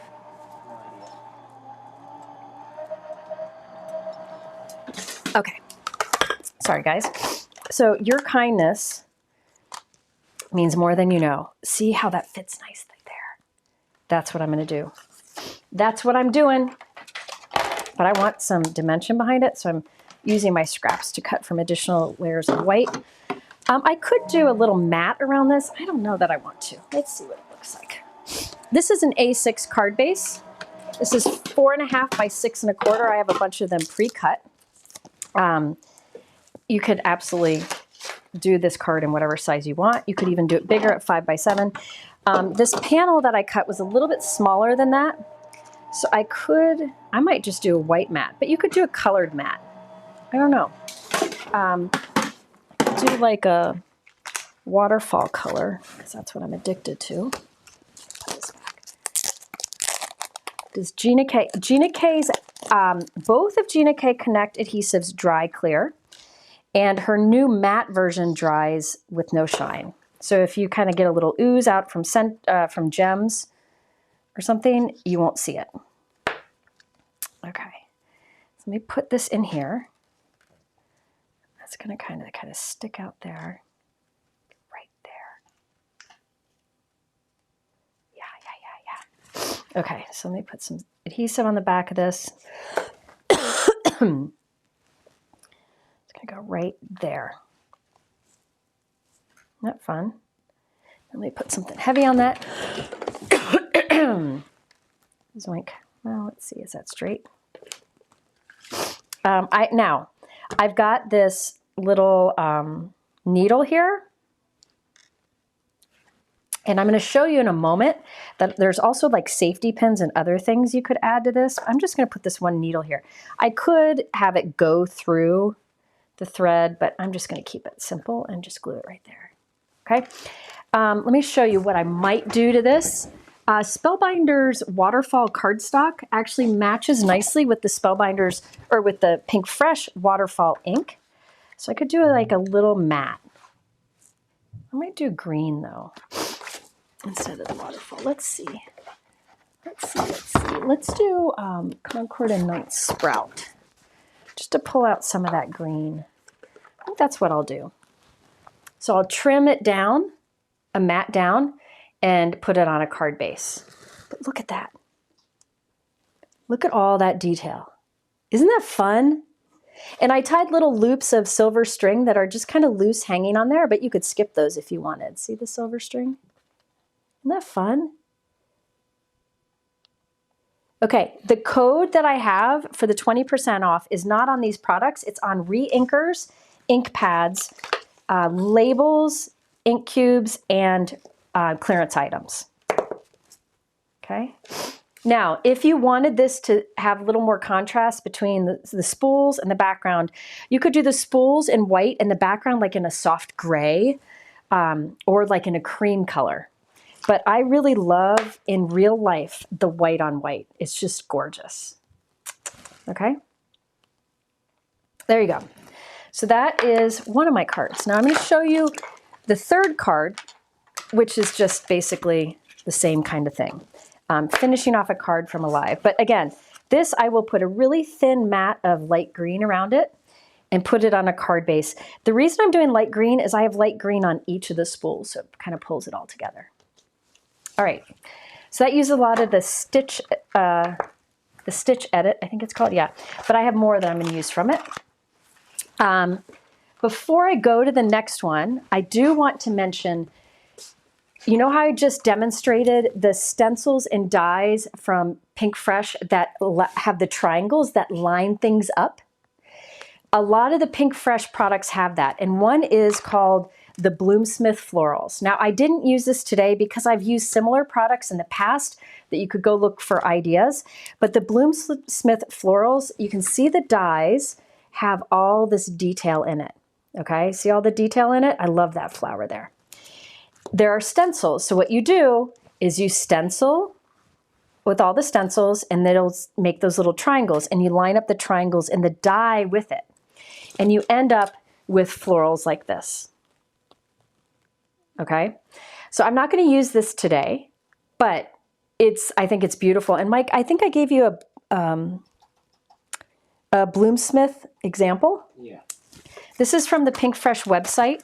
She said I could share it today. This is the Bloomsmith Florals. Isn't that beautiful? And I do believe that Kathy Zilski did a video using the Bloomsmith Florals. Okay, so you can always go to her channel also. But I love the detail of those, and you could skip the stems and just do like a background of tons of those flowers. All right, let me get this next thing out. Somebody asked, how often do ink cubes need to be re-inked? Well, more often, I think. It also depends on how often you use them. Okay, you can come back here, Mike. Ink cubes usually, because you have a smaller amount of ink covering your stamps, usually they need to be re-inked more often. But again, everything has to do with how often you use things. You know, I craft every day, but still, I don't. If it's a felt pad, I rarely re-ink often. Hold on, let me just put this down, and then I will show you in a moment what this is. Okay, let me first show you. This background you might recognize. This was from a live I did a while ago. Brianne, I'm hoping you can find that live. Yes, that Bloomsmith set that I just showed you cuts with no white edge, just like these ones that I've used today. Any of the dies and stencils that Pinkfresh have that triangle system will do no white edge. Okay, so I did this in a live a while ago. I did blue cardstock, and I inked over the stencils with different shades of Pinkfresh blue ink and also a little bit of silver ink. Bye, Cami. Thank you. This is one of my favorite products from Pinkfresh ever. This is called the Petal Mosaic. And there's this background die, which you can use alone. You can see all the detail that it adds. But you can also use it with the stencils, or you can use the stencils alone. So in my live, I demonstrated this. I cut blue cardstock using the die. 4¼ by 5½ inches. Then I lined up the stencils to get that. And I love the stencils that line up with that faux stitching because you get a lot of detail. And you can put white behind it and that will show through some of those little holes. Isn't that cool? I love this background. I've been dying to use it. Okay, so that's, I figured I didn't use it in that live. I didn't finish it off. So I'm going to do that now very quickly. This is the Petal Mosaic. So what I did is I used some of the Notion and Spool stencils and dies that I showed you before. So you have the thread spool that I cut from white cardstock. And then I stamped Crafted with Care on it with a light gray ink. Okay? And that is from this set here. I'll show you. This is it. It's the Heartmade details. So I used Crafted with Care, which I think is a great sentiment for any card, and things you could also stamp on the back of your cards. 100% handmade, made with love, sharing a little kindness, sharing a little gratitude just because for someone special. Love that, okay? But I did Crafted with Care using light gray ink. Then I did that thread, which I just showed you on the last card, but I used blue inks and added it to it. So this is sky blue blended to sapphire, okay? For this background, I did the die cutting first and then the stencils, and it lines up beautifully. Okay, so I created this just like I did on my last card, but I did one. And I thought it'd be fun to have one of those right in the center of my card. Let's put a little silver string on the top. And then we'll add it to a card base. I think I'll tie it this way. Yeah, I think I'll do, no. Yeah, let's do it this way. No, I changed my mind. Ignore that. I'm gonna fold my string here, tuck it through. And if somebody's gonna ask where I got the silver string, I don't know. It was a gift. My mom's in here with a glass of wine. It's not 5 o'clock yet, Gran. I'm looking for a birthday card to give to somebody. Do you know where I can find one? My mom just came in and said she's looking for a birthday card to give to someone. Do I know where she can find one? No. Okay. So I think I'll do this on a white card base. Go ahead and glue that down. Oh. What are they doing, Mom? Eating. What are they going to do tonight? Games or wildlife? I don't know. I didn't ask. Kroger's and got snacks. Oh. Yeah, Lila's been struggling with what to have after school snacks. Okay. Yogurt's good. She used to eat hummus and She did. She's gotten, I don't know, do your kids go through stages where they're just pickier? Okay, so I'm going to glue that down. Now for sentiment, I liked From the Heart for You, and that is from the spools. Let me see. From this Thread Spools floral stamp set. And I like see how the die cuts it out really close. So I have two options here. I don't know if I want it stamped with black ink on white on top, or if I want it colored ink with white letters. So let me try. This could go poorly, but we're gonna try it. Let's try. That little die cut that you see there is white cardstock. Oh, before I said some sky blue, I meant summer shower. That's the lighter blue I used there.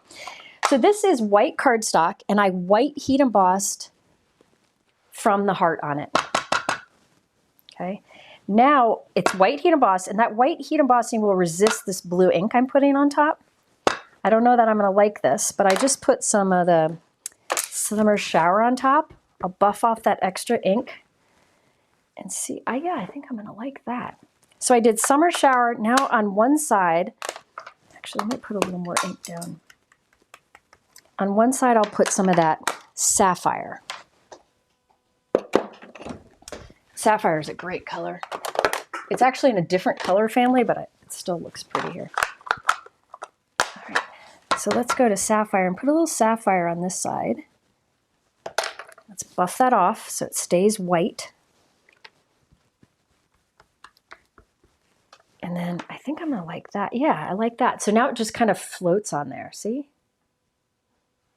We'll see in the final card, but it's a good start. Okay, let me clean this off. Okay, home stretch here. So there's a white note card. I want to pop that bad boy on there. I like things popped. Altenew has 2 thicknesses of foam tape. I have them linked below. Those are the foam tape I use the most. They have thick foam tape and thin foam tape. And they also have different widths of it. This is the 1/2 inch thin. On the last card, I used the thick. Yeah, white and heat emboss and then ink. Yeah. Hey, Mom, if you're going to have wine, you should get some for me, too. No? Well, okay, but you could get me a glass of wine, too. Let me go fetch her some wine. Okay, so there we go. Isn't that cute in the center? You could put anything in the center there. But now I have this, so I could do either. So there's that or there's that. And I bet you would all argue which. I'm going to go with the inked one. I don't know. That's just what I want to do. But that shows you the 2 different options. I did additional die cuts from white scrap cardstock that I'm going to glue behind it so it's popped up.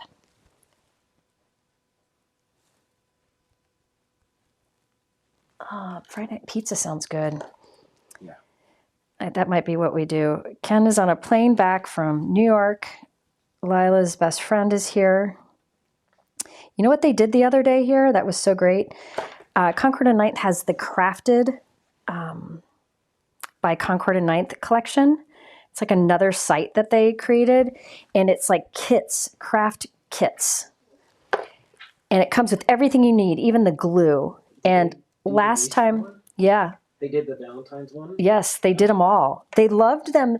They did the love-themed ones, all of them. Gina and Lila did. They did them all, and they loved them so much that they asked if I would get out the Christmas ones, even though Christmas is over, so they could do them. Look at that. Isn't that cute? Okay, now, I also did buttons. Remember the buttons that I did earlier? I'm going to save time and not glue them down right now. But those buttons I inked up earlier, I did the same thing here. So I can scatter just like 3 little buttons. I'll put like one there, a triangle, one, and then one up here. Let's do a, I'll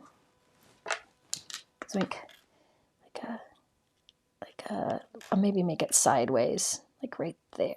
No.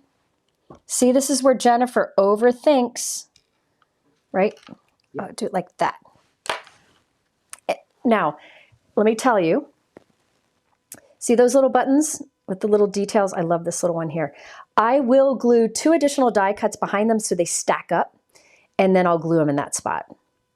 But isn't that pretty? So again, the background is the Petal Mosaic. And I will add those buttons and finish these. Tomorrow is a day where I'm finishing cards while I watch the Pinkfresh classes. I'm so excited. Dawn Holzlogel is in that Pinkfresh class. She's one of the teachers, and I am obsessed with her. I think, let me see. She's 2 of my favorite crafters. Maybe 3 are in the event. Let me look here. I think, oh, 3 of my favorite crafters are in it. JC, Dawn, and Yana. They just teach a different, and all the teachers are great, but they teach a little unique. And JC really goes into the details of florals, and I think you'd be fascinated with it. I highly recommend signing up for it. Okay, so that is another card. Now, the 3rd card, which is the one I'm most excited about, I got a little stamina here in the form of a glass of wine. Let me find the products. Now it's along with the same stitching idea, but I can't find the stuff. Oh. Where's my large spool? Hang on. I gotta find it. Ah, here we go. Whew. Okay, so there are a few other things I'm using on this card. We're gonna make a shaped card that'll be really cool. And this is something that you could do with other large die cut shapes too, but I'm really excited about this one. Excuse me. See, my mom poured it, so she poured a tiny bit. If it were Mike pouring it, it'd be full glass because he doesn't understand wine's only supposed to be a little bit. But I never correct him. Yeah, JC is great. Okay, so this is the large spool. So remember earlier we did some smaller spools? This is a large one. This would be a great tag. You could put different things on it. Remember the buttons? You could put the buttons on there. You could wrap real string around it, real buttons, whatever you want. But I'm going to do something a bit different. So I die cut 4 of the large spool. And there are stencils that work with it. I'm just going to put a little bit of color on them. I want them to mostly be white, but I'll put a little bit of color on them. So the stencils are available also. Now, I will tell you, what I should have done is stencil first, and I would have those triangles and then cut out with the die using the triangles. But to save time, I did die cut first, and I can just easily line up the stencils. So let's see. So what you can, let me show you. I don't know that I'm going to actually do this. I don't think I'm going to use the stencils. I think I'm going to, no, I'll use the stencils. So see how there's that extra? That's because it has a little bit of wiggle room. I think I'm going to do this card. Mike, do a quick poll. Okay. Should I do blues and purples or pinks and oranges?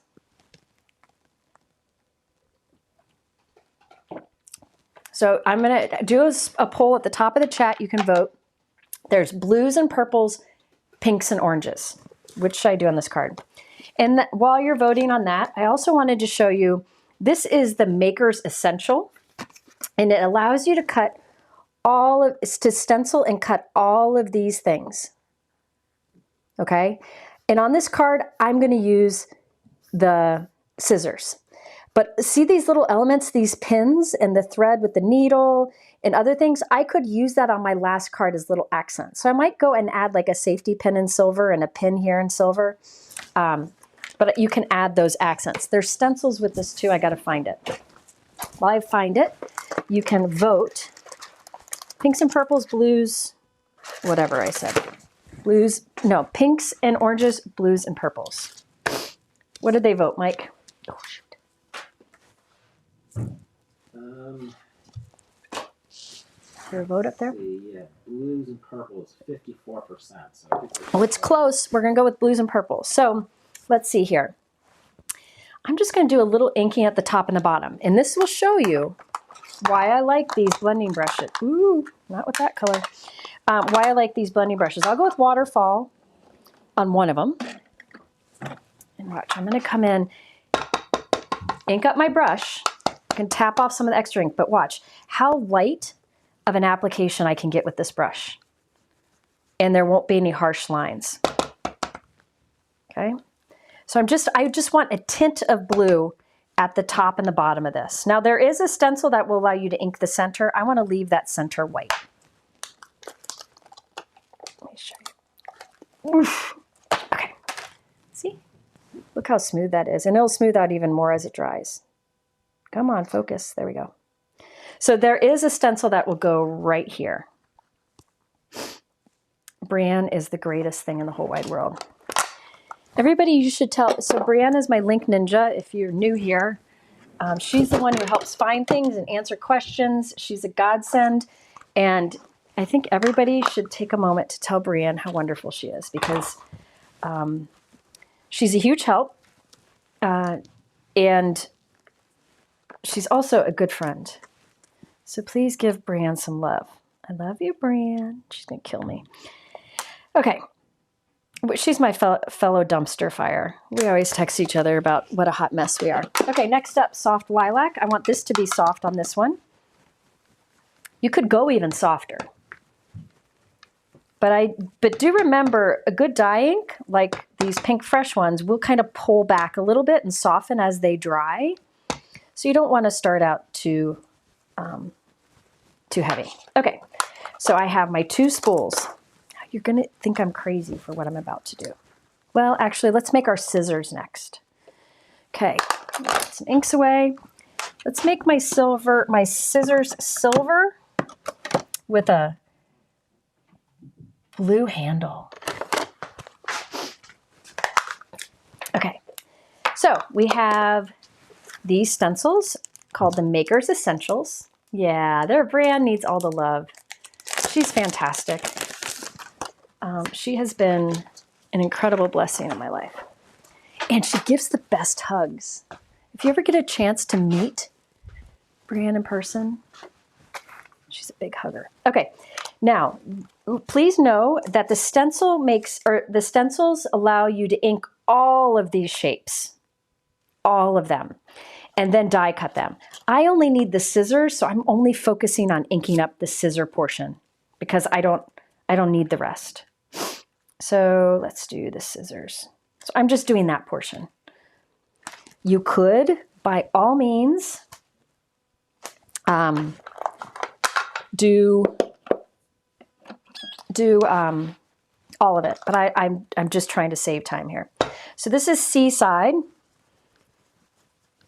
Do like a light amount of Seaside here. I am going to ink up the triangles to make sure the die lines up. I'll just ink up everything, what the heck, but I'm not going to use them, so I'm not taking a lot of time to ink them up. But just so you can see what it'll look like. I only need that scissor portion in the center. Now I'm going to come in with that dark sapphire for a little contrast. Oops. Okay. Hello and welcome. So I'm going to do dark sapphire here at the bottom of the scissors, kind of blending up. Just for a little shading. And I'll do some on these other elements just so you can see it. Okay. Easy peasy. I just made sure, where did that brush go? That the triangles are hit too, so I can line up my dies. All right, let me clean this up. Yeah, Brianne's she's a good egg. Okay. And when my dad passed away, she had a tree planted in his honor. She's just a nice person. Okay, so that's stencil number 1. Now, the second stencil for that, if you line it up, it doesn't do the scissors, but I'm going to ink over it just so you can see quickly. I'm not doing ideal ink colors here again because I'm trying to save time. I'm starting to knock things down. Let's get some waterfall because I can't do anything without waterfall. Just going to do this quick. Yeah, lives are tricky. I tend to put a lot in my lives, and I wouldn't be able to do so if I didn't have Mike's help and Brianne's help. So, I mean, there's a lot of prep that goes into it, like all working with the companies and getting like the pages ready and all that. Like we spend quite a bit of time. So I work on it usually one day and then like the day before and then the day of the live all the way up to it. And then after that, you still have more, taking pictures and all that. So the only reason I'm telling you this is when you see somebody go live, give them some love. Okay, this is, I wanted to do silver on the rest of this stuff. So I have, got a silver brush here.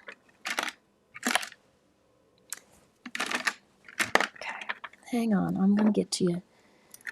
I just got to find my silver brush. Oh, I moved my brushes around. Here we go. This one will work. So this is Lisa Horton Silver Shine. Ooh. It's a great silver pigment ink. So it will be super shiny. I usually will use a foam applicator for this portion, or for a pigment ink like this. But I'm using a brush here. This brush is designated for silver ink. So we're going to have some silver aspects here, like the needles and the scissors. The silver ink, I have it linked below. The silver is in a collection of 3 ink pads. I think there's gold, silver, and I think it's copper, or I think it's copper that comes with it too. This needs reinking. I forgot to reink these. I've got most of mine reinked, not all of them. Okay, so now it doesn't look like anything special yet, but remember, the die cuts them out and it'll look really cool.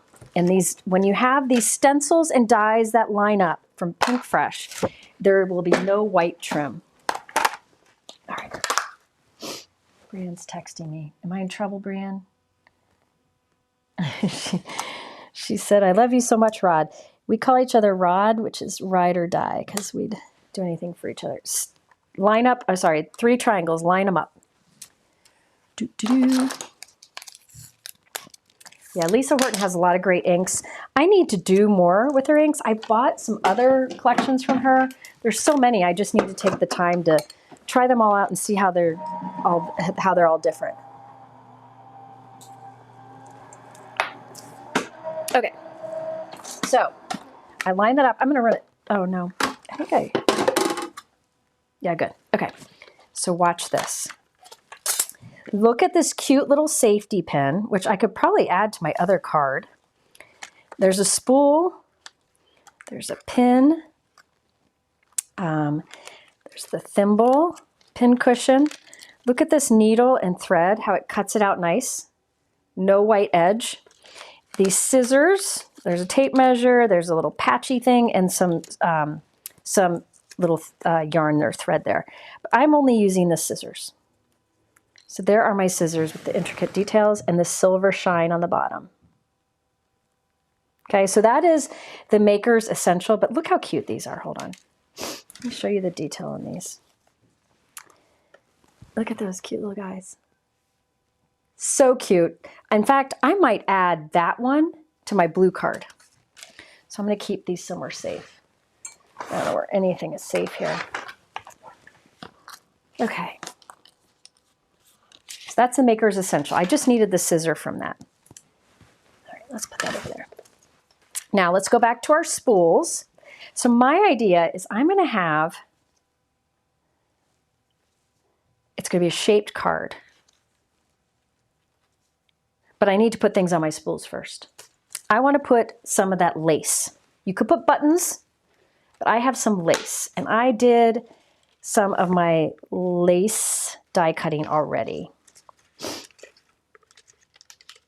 So let's see here. I'm going to do this on one.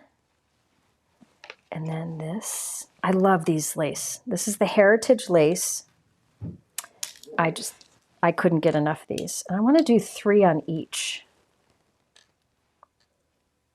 So those 3 there. And then here, that. Maybe I have to do less than 3 if I go with these fatty ones. I just love the detail. Maybe I'll do 2 on this one. So there, 3 and 2. Now, a little trick here. Let me show you. You know how when you have a die cut that has a bunch of little pieces you need to pop out? See all those little tiny pieces? Oh my gosh, my hands. Watch what I do. I lay it on a cloth. I take my piercing tool and I just drag it along those holes and it takes out all the little dots. So if you see me stitch on paper, this is what I do to get all the little dots out. There are other tools to do it, but that works really well. So that's how I got all the little bits out of these. Now I need to ink these suckers up. So this one's going to be, this turned out a little more pink than I needed, but I'm going with it. I think I'll do those there, those there. Okay, so let's start out with blues on this one. So we have, these are going to be done in blues. Let's do Seaside on here. Let me show you a little fun trick with your ink pads. I've got Seaside ink here. Now this one's pretty inky, so I'm going to throw it to the side and put it in my laundry later and grab a clean one. I still feel like I'm talking into a tin can. So this one I'm going to do Seaside. And I went a little heavy on it, but I want this to stand out from that edge. There we go. Now that will soften, but I want like, let's see how the, let's think. Yeah, I want a bright edge along the top. So what I'm gonna do is, this is like a little corner from, this one's from Waffle Flower. Altenew has some too. It's made of stencil material, but you could use, here we go, I'll use this. You can use the edge of any stencil. And I'm gonna put it right up to the edge, the top here. And then I'm gonna go heavier with the same ink there, just so there's like a more defined edge. So this is the same color, but I'm going heavier. So I'm using a smaller brush. It's easier to put heavier down with a smaller brush. And that will give me like a little darker edge along the top. See? Now this one, let's do this one in the waterfall colors. No, yeah, let's do that. So let's do waterfall. Are people still with me after all this time, Mike? Yep. Oh my, I'm sorry, people. I'm chatty tonight. Okay, there we go. Waterfall, but I want the edge to be darker. So I'm going to mask with the edge of a stencil just to give it a two-tone. Another thing you could do is put white, and that would make the top edge lighter. But I wanted to go a little bold. We'll see if it works. So there I want to do, I'm going to come in actually with an even darker. I'm going to come in with the turquoise color, which is the darker, one step darker than the waterfall. And remember, these inks and the re-inkers are 20% off with my code. Okay, so there we go. Look at that. And then there'll be scissors. Then for this one, we have some purples. So, let's do this one. I'm going to get some light lavender or soft lilac and candy apple. Candy apple is one of my favorite colors from Pinkfresh. Let me show you what it looks like.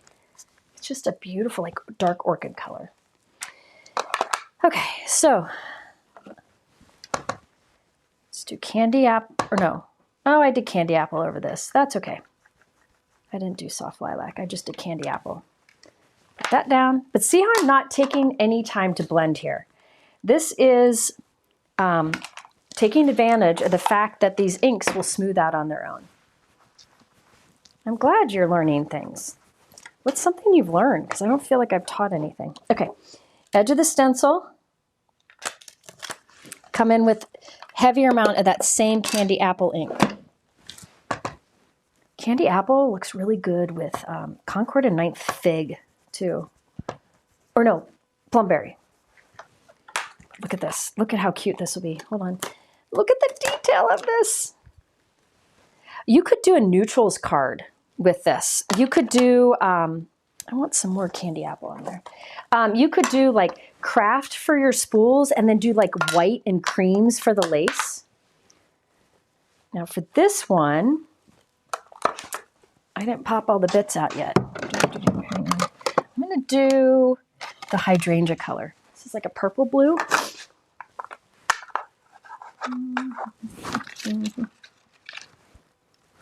Let's see here.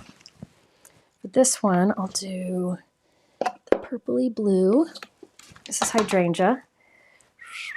I went a little heavy, but that's okay. Oh, that's pretty. Take the edge here.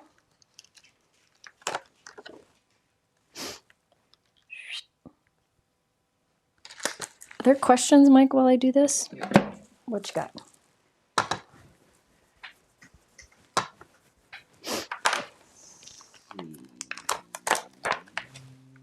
Oh my goodness. I feel like this needs another one. It's going to go with it. What you got? What color pink is used for the pink spool? The pink spool, I use Sparkling Rose. It's a pink, Sparkling Rose is my favorite basic pink. I use it quite a bit. It's just like not too peach, not too, I don't know, red. It's just not too purple. It's just a nice Nice middle of the road. Let's see, what do I want to do for the last one? I'm going to do Slumber, which is a blue, but no. I'm going to do...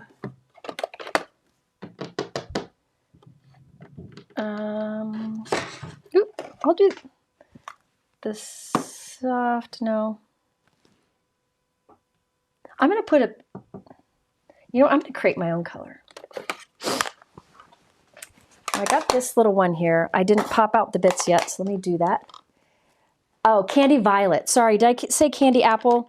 Candy Violet is what it's called. Thank you. I misspoke. I do that a lot. Ask my kids. You love how I did the edge dark. Okay, good. Yeah, in my last live, I showed how you can do that around the edges of a card base to look like you have a mat, but you don't need to make a mat, which is a handy little trick because then you don't have to add more layers or find the right color cardstock. You just use your ink. Okay, so for this one, I'm going to do a little mix here. I'm going to come in with a little soft lilac and then a little bit of pink on top to kind of make it even pinker. Or no, I might leave it soft lilac. This is turning out good. Let's see. Yeah, I'm going to leave it soft lilac after all. So there we have those. We can do a little edge here. I'm just going to do the top edge of this though. Oof. This is a narrow little guy. These die cut beautifully. Again, I just used a little metal shim. Oh, by the way, if you don't have a metal shim, all you got to do is add like a folded piece of cardstock as a little shim. If you have an intricate die, just put it behind your die and you'll be good. Okay, good enough. So there we go. Look at those. Aren't those cute? Now let's add those to the cards.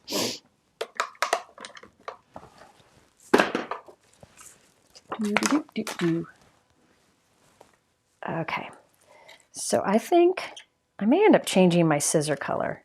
It's gonna be like that. So I might change the scissor color, but we'll see. All right, let's add these. Liquid adhesive. You could, these are really intricate. I'm just putting a bit of liquid adhesive here and there. Let's see, I'll put this right. I'm gonna put it right that. But I trust my liquid adhesive. It's strong enough that once it dries, it'll hold that.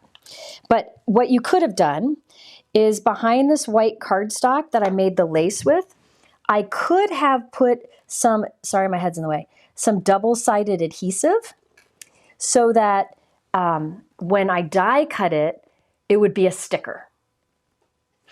Or another thing you could have done is use like a spray adhesive. I'm not a big fan of it. I only use it in desperate measures, but that's another option. But I find the liquid adhesive works just fine. So I'm putting these across, giving it a moment. I don't want to lift up too soon. See, they move if you are impatient. All right. Look at that. So now I'll just put an acrylic block on there while that dries, and then we'll do these. This one I'll put the blue on the top. Another, like doing a card like this where you ink blend a bunch of different things onto it, I think it's another great way to get to know your colors. Like I feel like we get better value out of our products the more we use them. And I think inks, that's the most important because inks are a tool. Like I don't think of them as a product, right? Like a stamp. I feel like inks are a tool that you can use over and over again. So the more you use them in creative ways, the more you get to know them. Like I know if I need a bright blue, I go for Sapphire from Pinkfresh. I know if I want kind of like a pinkish purple, I go for Candy Violet. Because the more you use them, the more you'll remember that. You could also take notes because if you have a life, unlike me, and you have other things to remember, you might not remember all that. I have no life, which is pathetic, but you could instead just make little notes. Another thing is making ink swatches. I think it's hugely valuable for card making, I really do. I think it's huge. So I recommend making ink swatches if you enjoy that kind of thing. I have free ink swatch downloads over on my website. So you can, and there's a video there that shows you how to do it. All right, I'm giving that a moment to dry. And I'm also cutting out some extra scissors because I want some dimension behind my scissors. And yes, I have all these extra little pieces that I can save for other cards. But on this one, I'm just doing the spools and the scissors. And we're going to turn this into a shaped card, and we're going to pray it works. Yeah, swatches are great. I do have a life. It's just not, I mean, okay, when I say I don't have a life, I do have a life. It's just that I think about crafting a lot. I really do. It's a passion of mine. So when you see me get really excited, Erica just texted me and said, "You have a life. Be nice to my friend." I do. Thank you, Erica. If you, like, when you see me get excited about products, it is genuine. Like this is what I love to do. Anybody who's ever been around me knows how giddy I get about products and talking about products. It's something I love. I'm genuinely this excited. You know, sometimes you'll see like influencers online get really excited about socks. Maybe they're passionate about socks, or maybe it's just part of it all. For me, this is genuinely something I love to do. Okay. I'm going to cut these off the sides here.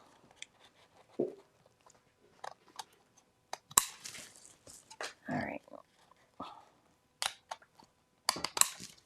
Look at that. You could have them hang off the edge a little bit if you wanted to. I should have done that, but I didn't. Like, let me show you. Like here, you could have this like hang off the edge so it looks like it's wrapped around it more. I should have done that, but I didn't on the other two, so I'm going to cut it off here.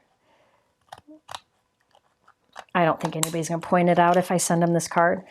All these little bits you could save to use for something too. Okay.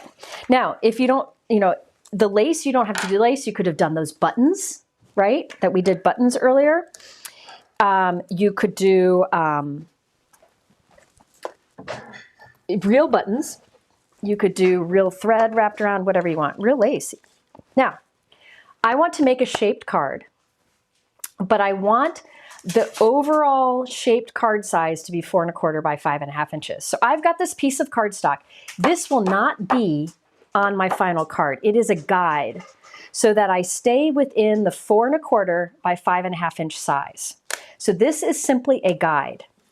What I want to do is have the front of my card be like this. I'll have my purple spool here, not stool, and my blue spool up here. And then I would have my scissors, maybe, I think like this, like that. And that would be my card. The blue won't be there. So I need, and I'll put a sentiment like right here, but I want to stamp some things along the top of that using that heartfelt detail stamp set. Okay, or Heartmade, sorry. So let's see here. Just bear with me. I need something for up there. I think I'll do, I mean, there's a lot here. Crafted with Care was nice, but these are also, I like these bigger ones too. For someone's, let's see what my main sentiment's going to be. I'm thinking my main sentiment will be, I really like, you always find a way to amaze me. Now you could do like, thank you for holding everything together to go with that theme. You could do the tide sentiment that I showed you earlier. Oh wait, I also like this. Thanks for showing up with heart. I think thanks for showing up with heart, I could have like floating up here. Let me try. Let me cut it out and see what we think of that. So this sentiment is from the Room for Joy stamp set, which you'll see me be using in a lot of future videos because I really like the style of it. Where'd it go? Oh, there it is. Find the die here. Come here. Okay. So this is the Room for Joy. Yeah, the dark blue does look cool. You could keep that dark blue back there if you wanted it to not be a shaped card. But I'm making a shaped card, so it'll be gone in a moment. Aren't the scissors cool? Oh, Mike, while I work on this sentiment, can you show some of the other examples? Yeah. Oh, yeah. See, okay. Actually, it's going to go right there. Okay, so Mike's going to show you some other examples. These are all from the Pinkfresh website while I kind of prepare my sentiment. Yeah, okay. Look at that one. That's the lacy layers. This is from the Pinkfresh website. That's the lacy layers. And look at the bold colors they did. I think that's really cool. I really like that.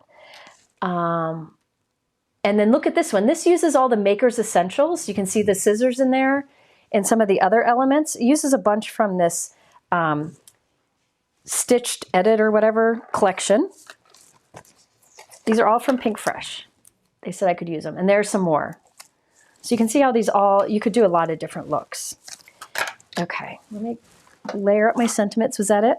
No. No, there's another one. Oh, I love this one. See that top one, the label? She made the spool. I don't know who made this, but the spool, she turned into like a label for that sentiment. I love that card. And this one's good too. I love the colors on this one. Isn't that fun? So just different things that you can do with all these. All right, let's see. I think I'm going to go with this sentiment. I'm going to put it right there.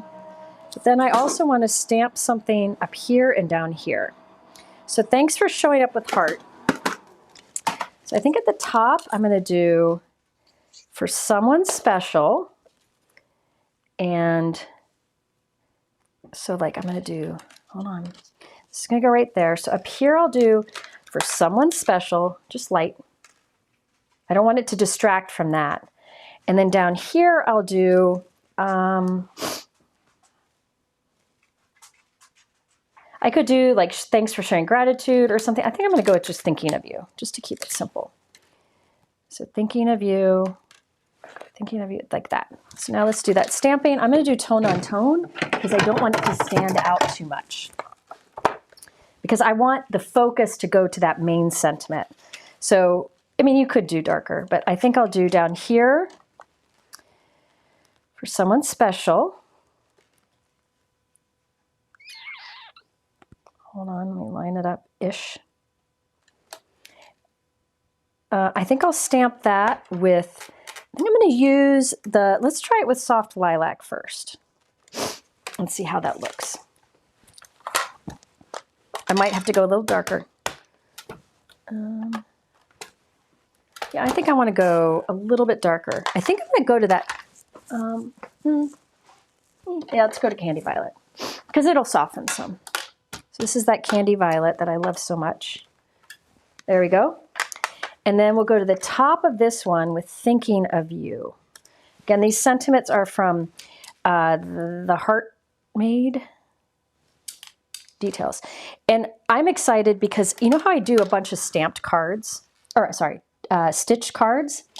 A lot of these sentiments would work with it. I think the crafted with care would be really nice. Okay, oh, shoot. Okay, so this I will do in turquoise, which is a little bit darker than the waterfall. Okay, hold on. We're in the home stretch. Look at that. That's going to be pretty too. Okay, so we have that. I need to have a little stray piece here, so let me glue that down. Shrink. Okay. There's those. And I'm inky, so I'm going to make a mess. And I don't really want to make a mess. I don't know where I put that sentiment, but I didn't put it away. Oh, here it is. Put that away. So that's hand or Heartmade details. Let me clean off my hands real quick.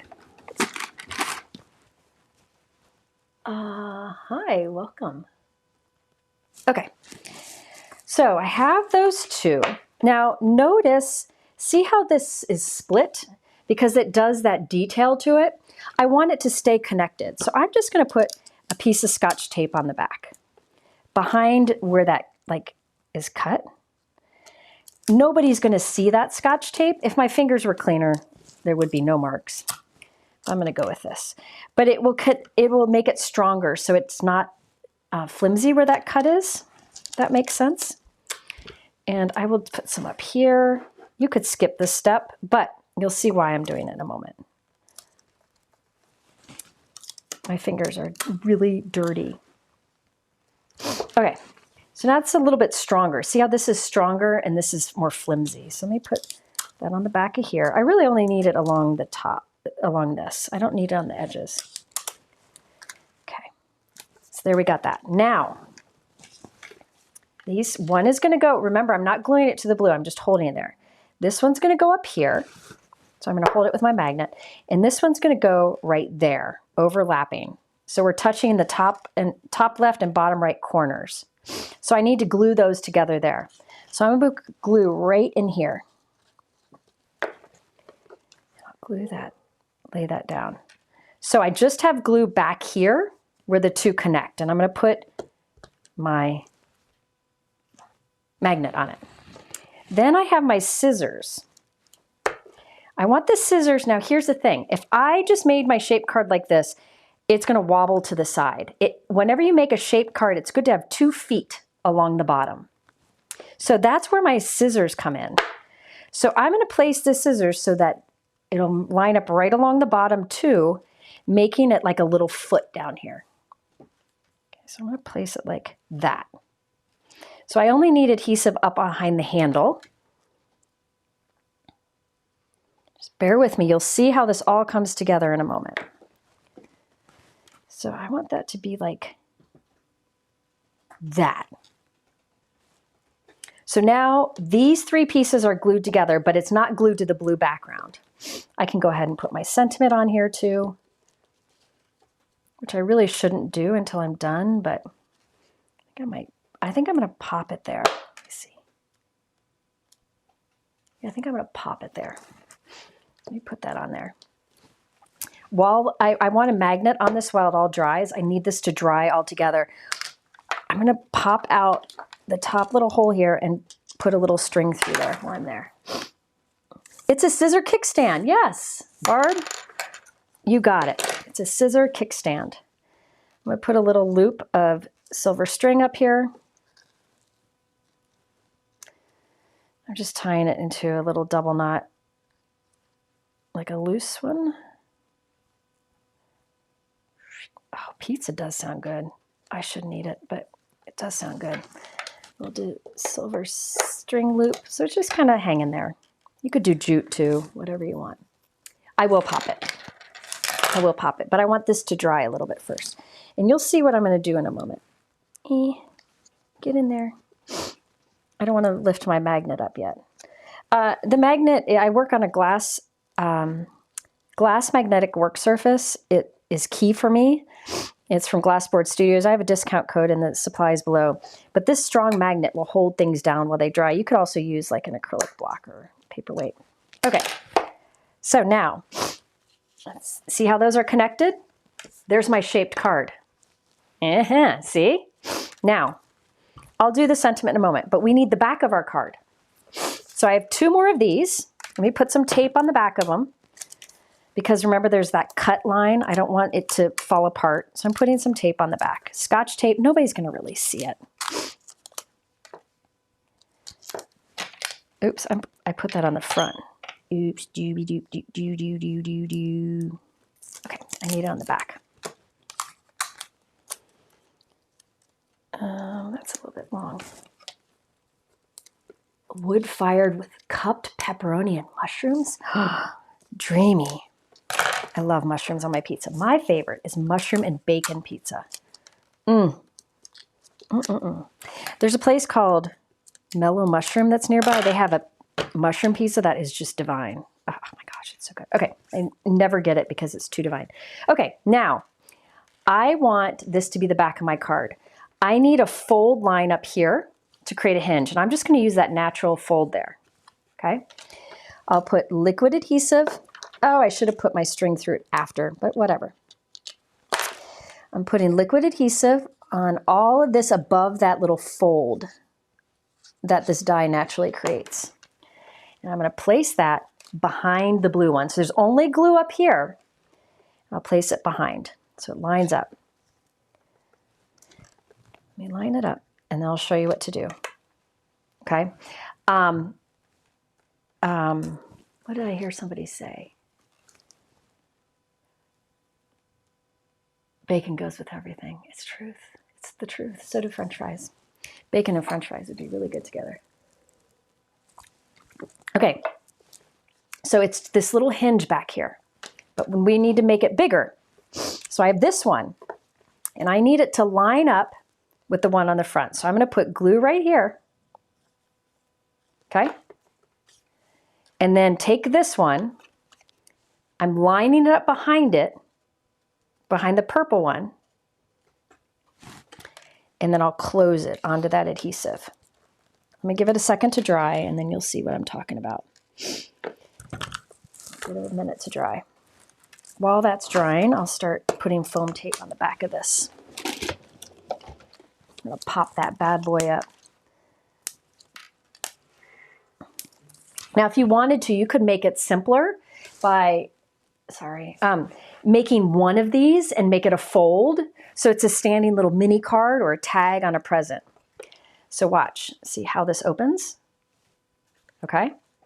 And then I die cut an oval. This is using the essential ovals from Pinkfresh.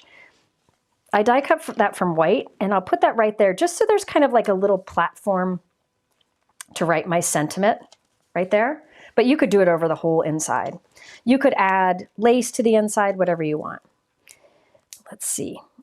Let me add my sentiment. It'd be fun to scatter some buttons on here, like 1, 2, 3 on here, but I'm not going to do that right now.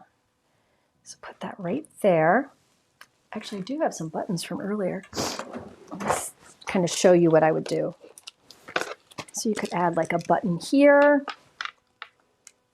a button here, like a little triangle, and then one over here. So you could have some little buttons floating around too. But I'd probably make these purple and this one blue, just to kind of balance things out. Now, watch what happens. This is how it opens, okay? And it'll stand up because, oops, hold on. Let me put a piece of tape back here, another piece of tape. It'll stand up. Let me get an envelope too, because you have that kickstand. It won't fall over. Let me go get an envelope so you can see. Let me pick one that matches. Let's go with the bold blue. This might be too bright a blue though. Yeah, that's too bright. Let me get this envelope is from Gina K. I think it's turquoise. So it'll stand up because it's got a kickstand thanks to those scissors, right? But look how fun that is, because when it's on display, this is what it looks like standing on your desk. It's like floating. Isn't that cool? Now I did double this up because I don't want my kickstand to be too thin, but that's how it stands up on display. So you have a place to write in here. You could add like little buttons. You could have inked these spools up too and add some stuff inside, but I'm going to leave it as is. You could do this with any 2 large shapes. So if you have 2 large flowers, you could do that. Just make sure every time you need 2 feet on the bottom, so that it has 2 feet to stand on. If I wouldn't have put the scissors there, it would have toppled to the left. You could also put these kind of at an angle, like so they're not straight, but I thought that was fun. All right, so there we go. Isn't that fun? Okay, so there we have it. That's what I've got today. I'm going to do a giveaway in a moment. For your chance for giveaway, I have no idea where the lid to that is. For your chance to win a giveaway, you just need to leave a comment in the chat. Now, if you've been leaving comments all along, you're already eligible, but I am going to give you a little bit of time. So if you haven't left a comment, you can do so now. All right. Mike's going to choose a winner in a few minutes. I'm just figuring out what I'm going to give. I'm going to give, I think I'll do a $50 gift card to Pinkfresh.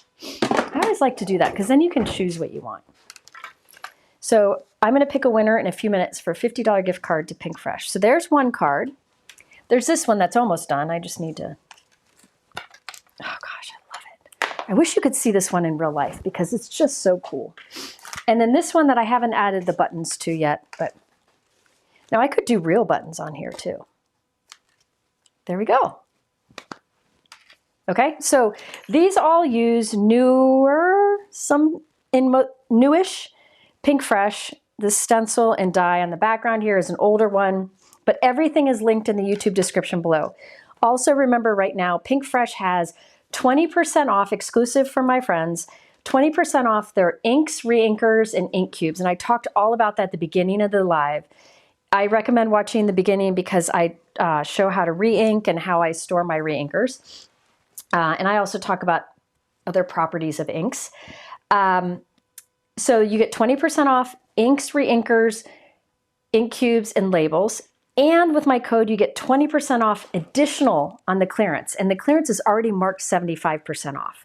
There's quite a bit in there. I've used most of it in previous videos, so it's worth checking out. I mean, some of the things are a couple bucks. Also, Pinkfresh right now has 50% off their jewels. So they have a bunch of different kind of gems and such, but 50% off their jewels. And I showed at the beginning a peek into their event that they have this weekend. Now, it's too late to get the kit for the event, but you can sign up now and save $15. Information's at the top of the YouTube description. You can watch and participate in the class this weekend, and then when your kit comes next week, you can go back and watch and make the cards. Because I'm going to be a part of that event this weekend, and it's going to be fantastic. I'm so excited. I teach on Sunday afternoon. So it's a good value because even just the product alone included, it's a value, but then you get 24 cards from the class. Okay? So I am giving away a $50 gift card to Pinkfresh. So Mike, any chance you picked a winner? Yes, I did. Pam Pearsons. Pam Pearsons. I don't want to say persons, but Pam Pearsons, Pam Pearsons. yeah, sorry. If you go to my YouTube channel or not my YouTube channel, my blog, my website, at the top you'll see features and go to contact us and send us your email. We'll get you that $50 gift card right away so you can use it with the discount codes if you would like. I pinned the person. So. Pam, your name is pinned at the top of the chat. Okay? Okay. Anybody here, tell me in the comments if you're going to be in the event this weekend with Pinkfresh. I'd love to know if you're going to be here. It's one of my, looking at all the cards, they have on their website some sneak peeks of other cards. I showed you mine, but they show you some of the other ones on the website. Of all the Pinkfresh events, I think this one is my favorite. There's a good variety of products in there, a good variety of techniques. I'm just really excited about it. So that's what I'm doing this weekend. Next time. Okay. I think that's it. Oh, good. I'm glad some of you will be there. Yay. Good, good, good. Now, next I'm going live on Monday, and I have no idea what it is. I forget. Well, I certainly don't know. I know I'm going live Monday, Wednesday, and I think Friday of next week. Who's going to help you with all that? Mike, you're helping me with all that, Mike. That's your job. Okay, buddy. That's your job. Right now, I'm going to go play games with Lila and Gina. All right. Oh, you're doing one of the make and takes right now as you watch. Oh, good. Good, good, good. Oh, somebody said they need a meet and greet with me or with Bran. Bran and I both get overwhelmed by a lot of people, but Heidi did talk me into going to Create, but I'm not going the whole time. I leave for vacation on the Saturday, so I am coming for Thursday night only of Create, and I'll probably be hiding in the corner. I'll be there. Mike thinks he's going to go, but he is crazy. Now I'll be there. Oh, he's crazy. All right. Okay. I think that's it. Thank you all for being here. I appreciate it so much. I know my lives are long, but I'm hoping that you learn a couple things along the way. And I will, again, information on everything I use is in the YouTube description, or go to that link that's at the top of the YouTube description that has the word live in it. It'll take you to a page that's all about this whole live. Okay. And when I take pictures of the cards, I'll add them to that. All right. So thank you to Pinkfresh, and thank you all. And we have that live stream gallery. That's one of the galleries. Oh, Live streams. yes. Eventually, we'll be adding cards to those too. Yes. I do have a live stream gallery over my website that we're starting to add to. We'll talk about that maybe next week in the lives when we have some more in it. But you can always go find my live stream information there too. Thank you so much for being here, and we'll see you on Monday. Bye-bye.